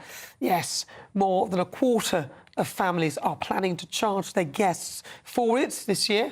Researchers found, a study by NatWest Bank found 27% of Britons are set to ask guests if they can contribute towards the cost of Christmas dinner, as the price of ingredients has skyrocketed. So is it right? Should we be asking your family for money for Christmas dinner? And Lizzie Cundy, Susie Stride. Lizzie Cundy. No way! No, this is what Christmas is all about, isn't it? I think this is really bar humbug. No, look, I know we're all, you know, everyone's going through the high cost of living and all of that. But then you could, you know, always ask someone to bring some cheese or bring a nice bottle of wine or port. But to charge, what happens? You know, if you're $5 short, you're not coming in. I mean, it's unbelievable. And just to think of charging family and friends for Christmas dinner, but don't tell Keir Starmer, because probably next year he'll put tax on it. Well, what if people... what if people always come to your house and you're always the one that does the cooking and everything? I think that there's ways, isn't there, where you might say, you know, it's just been said, maybe you could bring a bottle of wine or you could bring the desserts, you know, a bit of redistribution. I think that's fine. But no, exactly, you know, Christmas is about joy and it's about, you know, being generous. It's not about being like Scrooge. That's the point of that great Charles Dickens. But it costs money. It does cost money, but I think there are ways around that. Like I've said, you know, the same way people do a Secret Santa, you could do, well, can you cook, people do this. You bring a salad, you bring the cheeses, you bring the wine. I was just getting a lovely little story. My grandma and grandpa, when I was growing up, we used to have all these strangers around the table, and I thought they were just family friends. Only in my 20s did I find out they were homeless people that they would bring in, they would clothe, and they'd sit around the table as if they were family members, and they would eat the dinner with us. And it was just this heart of generosity that they had, and we can't lose that. It's one of the beautiful things as a country. We are good people. I'm just going to read this. It's not about Christmas dinner, but it's from Charles Exley. He says, I'm turning off. Even Nana is talking as if it's settled that man is causing dramatic changes to the climate. Charles, I did not say that. I did not say that. I said that I don't necessarily agree that that is the problem, but I do agree with looking after the planet. So just so you know. And he said, there's absolutely no evidence for this. Just because an extreme weather event happens, it doesn't in any way prove that man caused it by increasing CO2 levels and so and so. Listen, like I said, I don't know whether, I don't necessarily think that it's CO2. I don't think CO2 is the enemy, but I do believe in looking after the planet. Well, I think this net zero target... I don't believe in the net zero thing either. That's too far. Yeah, exactly. The net zero target is just going to hurt the economy. I mean, it just is. It needs that money that Ed is putting in, all that billions of pounds he's putting in, could be spent in so much better places. And look at our army, our depleted army. And if we want peace, you have to prepare for war. And our armed forces are at the lowest ebb. Subject. They should be putting money in both. I don't think not for that amount. But I do believe we need to start looking at how we're dealing with our own environment, like raw sewage, plastic, and the rest. Come on, these are come on, things. people. This is governments and this is companies just destroying. And also, do you know what happens? We pay these recycling companies, and then sometimes it gets shipped off, and then this company will just end up chucking it in the sea, and it is awful. I'm sick for it. And you want to swim in the Mediterranean, you don't want plastic everywhere, and I think that is important. And I think on the net zero stuff, I do think it's important, but I do think there is a balancing act to be done, because you cannot do it at the cost of jobs. Deindustrialisation at the cost of jobs, and I think there is a careful, what do you want to call it, route to be navigated with all of this. Well, like I said, I don't necessarily believe that carbon is the enemy. I think we need carbon. I think there's a very straightforward solution. We could plant more trees and stop chopping them down, because those are they actually eat the CO2 for us, but we've raped the planet of some lots of good greenery and stuff. But I don't necessarily think that... I think we need to do more research. But this is from Gaynor. Gaynor sent a message in, please tell Nana she looks beautiful today and her blonde hair looks stunning. Oh, I'm glad you read that one out. There's a little bit of blonde. But another thing which I find so sad is on the boat race, and the rowers couldn't even be in the Thames. Oh, that's terrible. And they were getting so ill. This is what makes me angry. So that kind of thing does make me angry. And I don't like to see deliberate pollution. It's killing animals and killing us, and that is where my bugbear is. I think we are going to see, though, I think this is really important to know, over the next couple of years there's going to be a massive turnaround when it comes to regulation of water companies and stopping sewage being dumped. You look at Steve Reed, he's going hardline on this in the way that actually we need. So I do think that is going to be turned around. We're going to see a positive outcome. It's a very sad day when we're frightened to go in the sea. It wasn't my fault. Well, Happy Brit just messaged and saying, just tuned in, only to see Susie chewing something. Chewing gum, please get rid of it. Right, give it. That's what you... I'm sorry. You got done. Right, get a tissue. Yeah, but I didn't have the tissue. No one gave me tissue to put it away.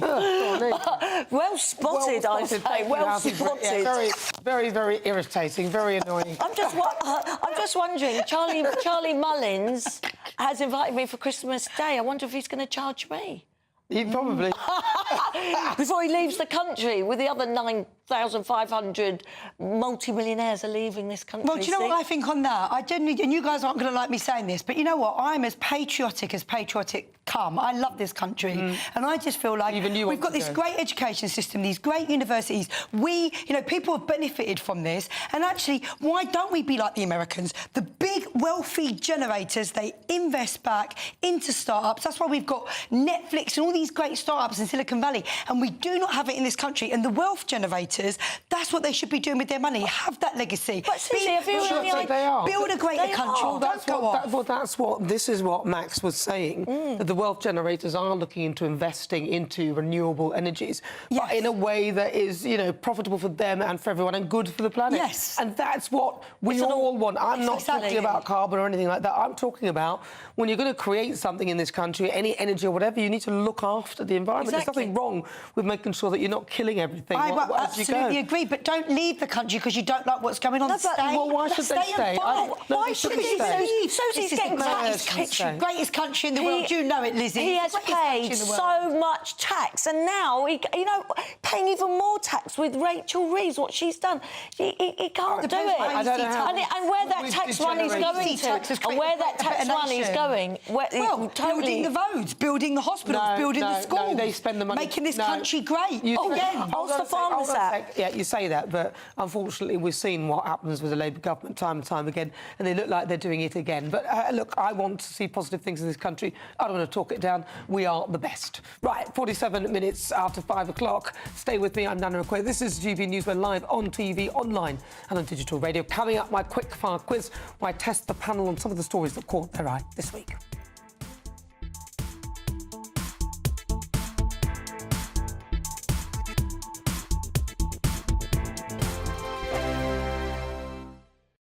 It's Patrick Christie's Tonight, and here we do things differently. It's explaining the absolute madness of this, doesn't it? It's explosive. I mean, this is very good. It's lively. 850. Your government sat there, Sean, and he did nothing. It's controversial. And the Middle East has been in turmoil since before I was born. It's everything you need to kickstart your evening. Everyone's had their Weetabix tonight. I love to see it. That's Patrick Christie's Tonight, weeknights from 9 p.m. Only on GB News, the People's Channel, Britain's news channel. This is GB News, Britain's news channel. It's a time for the vegan community to get together, as well as an opportunity for non-vegans to try going plant-based. Well, joining us now is from her delicious hummus. We both love hummus. This is a great thing. This is the founder of Chickpea, Hannah McCollum. Hannah, lovely to meet you. And you've brought in some of your beautiful products in front of you here. So can you talk us through some of them? Yeah, absolutely. So I have a range of chilled hummus, and then latest to the range of a new ambient snack pot, which is a fridgeless hummus that doesn't require refrigeration. But I started Chickpea because of my love for hummus, but also sustainability and reducing food waste and encouraging people to be more plant-based without saying go vegan. Does normal, say, traditional hummus have anything that's not vegan appropriate in it? Not really. No. I think it's always chickpeas, olive oil, maybe some other bits. Yeah, lemon juice, aquafaba or water to help with the consistency, garlic, and rapeseed oil or olive oil. And there's a bit of a misconception about veganism that I hear a lot, where people say, "Look, I'm not a vegan. I love my steaks. I'll just get out of there now." But there's a misconception that you don't get the protein, you don't get the fats, and you're kind of just eating processed salads and fake meat and things. But that's not quite the case, especially with chickpeas, right? Yeah, I think protein is really important, and actually a lot of people think I need a certain amount of fish every week or meat, but actually a lot of the fish and meat that you're eating are eating higher protein foods, so algae, seaweed, pulses, all these types of plant-based foods. For me, veganism is like you could have a delicious rye seeded bread with just loads of roasted vegetables, seeds, tahini sauce on top. That sounds and there's nothing beige in there at all. GB News, the People's Channel. Hi there, I'm Michelle Dewberry, and I'm going to take a second to tell you all about my show, Dubes & Co. We start off with the issues of the day. We then bring in both sides of the argument. We get rid of the disrespect, and then you throw me into the mix. And trust me, I'll tell it exactly how it is. And then, of course, the magic ingredient, you at home. We mix it all together, and what have we got? In my opinion, the best debate show in town. Monday to Friday, 6 till 7 on GB News, Britain's news channel.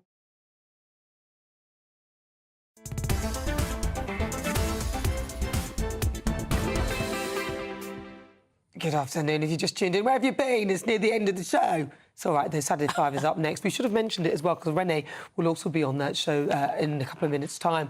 But it's time now for the quickfire quiz, the part of the show where I test my panel on some of the other stories hitting the headlines right now. Joining me, broadcaster and columnist Lizzie Cundy. Your buzzer, please, Lizzie. And also political commentator Susie Stride. Your buzzer, please, Susie. And as ever, please play along at home. Right, you ready? Question 1. How much did a trio of dinosaur fossils sell at auction this week? Was it 2.4 million, 12.4 million or 22.4 million? Susie Stride. I don't know why I did that so quick. I just thought it was the last one. 22. 22.4 million, that's C. Lizzie Cundy? I'm going to go B, 12.4. 12.4 million. It was B, Lizzie Cundy. 1-0. Yes, £12.4 million indeed. Right, question 2. Which year will Saudi Arabia host the FIFA World Cup? Open question. Oh, Lizzie Cundy. 2028. No, it's 2035, I think. 35. It can't be 35 because 34. it's by every 4 years, and 35 does not go into forever. It's either 2030. I think we had options. It's 20. I wasn't going to give you those. Somebody's done it the wrong way. 2034. I don't like to give too many. You're very. I said 2035. No, you're not very getting it. strict. 0 for you. Well, they 1-0 shouldn't have it Lizzie Cundy. anyway. Right, closest answer wins. Well, neither should Qatar, but they didn't mind that. Right, no. Closest answer wins. Question 3. How many homes have Labour pledged to build this year? I have started, so I'll finish. You'll both be disqualified before the end of this Parliament. Do it again. Lizzie Cundy. 1.5 million. Lizzie Stride. 1.5 million. It was indeed 1.5 million. Lizzie takes it. Was it 3-0? Was it 2? No, 2. I should have half. Come on, let's do this. Right, question 4. According to the poll, what percentage of Brexit voters would accept freedom of movement with the EU in exchange for access to the single market? Is it A, 54%, B, 44%, or C, 34%? Susie Stride. C. Which is what? 34%. Lizzie Cundy? I'm going to go just different, B, 44. I think it is C, though. The answer is A. Oh, wow! Oh, wow. That's quite shocking. Movement, that's unbelievable. That's quite shocking. Not really, because it's a bit like the Brexit thing, wasn't it? It was 48-52, or whichever way around, but the other way around. So no, it's not. The answer's 54%, actually. Both. Yes, question 5. Which head of state received Italian citizenship this week? Was it A, Javier Milei, President of Argentina, B, Emmanuel Macron, President of France, or C, Michael D. Higgins, President of Ireland? Lizzie Cundy. I'm going to go for the Irish president. Michael D. Higgins. I mean, I do not know the answer, but I'm going to just go for B. B, which is Emmanuel Macron. The answer is A. Oh, A. President of Argentina. So nothing for you, Susie. 3-0 to Lizzie. Well done, you win to play again. What do I win? Nothing. Oh. Now, throughout the show, I've been asking, do you trust the Keir Starmer not to take us back into the EU? According to our Twitter poll, what do you think? Lizzie, can you give us a... I think it's going to be very high, 95%. Susie's tried to think. What, do they trust him? Well, yeah, not to take us back in. Hurry up. I don't know. I'm going to say maybe 60. 60%, let's see. According to the Twitter poll, 97% of you say yes, you do not trust him. Oh, there you go. Didn't know that was the word. No. And 97 point... Oh, hang on, wait. Which way around is it? Yep. Yeah, 97% say they don't trust him. 97% say they don't trust him not to bring us in. We knew that would be the answer. That's very... It wasn't it's very worrying. His popularity rate is going right down. Thank you so much to my panel, broadcaster and columnist, political commentator Susie Stride, and broadcaster and columnist Lizzie Cundy. And as ever, a huge thank you to you for your company. I look forward to seeing you tomorrow, same time, same place. Up next, it's the Saturday 5. Have a good one. I'll see you tomorrow. Take care. Enjoy. I'll leave you with the weather.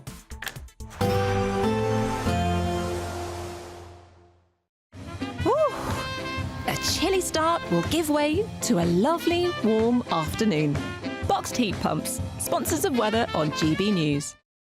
Hello there, welcome to your latest GB News weather forecast from the Met Office. Well, looking ahead, unfortunately, it's going to be a rather grey few days ahead after some brightness today. Wettest of the weather always up across the north, and that's because we'll see further weather systems just move across the north at times. Further south, always going to be more under the influence of this area of high pressure, keeping things a little bit more settled here. So we see out Saturday with some clear spells initially across the southeast, but the cloud and rain further north will spread its way southeastwards as the night goes on. The rain weakening as it does get down towards the southeast, so very little rainfall here. But for all of us, we really end the night on a rather grey note, but a mild one. Temperatures for all of us starting the day relatively in double figures.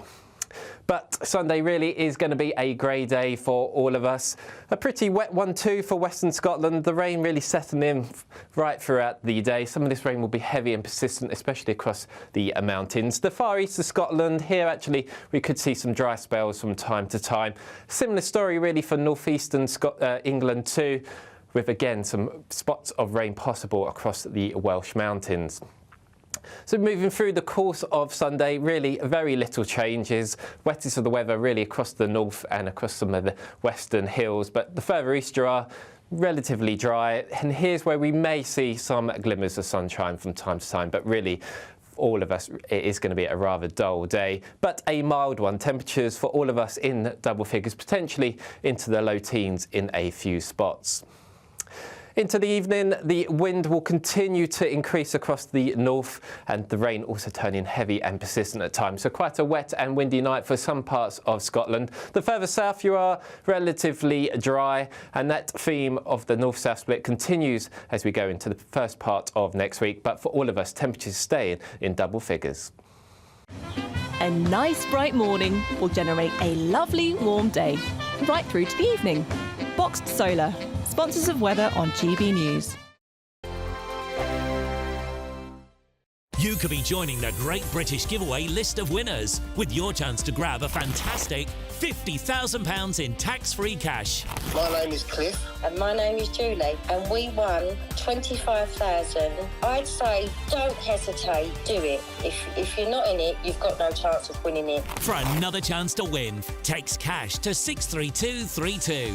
One entry costs £2 plus one standard network rate message, or text bonus to 63232. 5 entries cost £5 plus one standard network rate message. Go to gbnews.com/win. Entries start from just £2. You can call 0903 681 3232. Calls cost £2 plus your network access charge, or post your name and number to GB10 PO Box 8690 Derby DE1 9TT. UK only. Entrance must be 18 or over. Lines close at 6 p.m. on the 31st of January. Please check the closing time if listening or watching on demand. Good luck. Join me, Camilla Tominey, for a frank and honest discussion with those in power that cuts through the spin and gets to the heart of the issues shaping our nation. You haven't confirmed that you want to stand as leader, but you haven't ruled it out either. This report basically says that he's not fit to stand trial. Is he indecisive? Incompetent? I deliver the dose of reality Westminster needs. That's the Camilla Tominey Show at 9:30 every Sunday on GB News, the People's Channel, Britain's news channel. Nightmare commute? Kick it up a gear with GB News Radio. You can listen online and on DAB+ and on the GB News app. We're also on TuneIn and the Radio Player apps. From the school run to rush hour, get revved up with GB News Radio. We are the People's Channel, Britain's news channel. I'm Christopher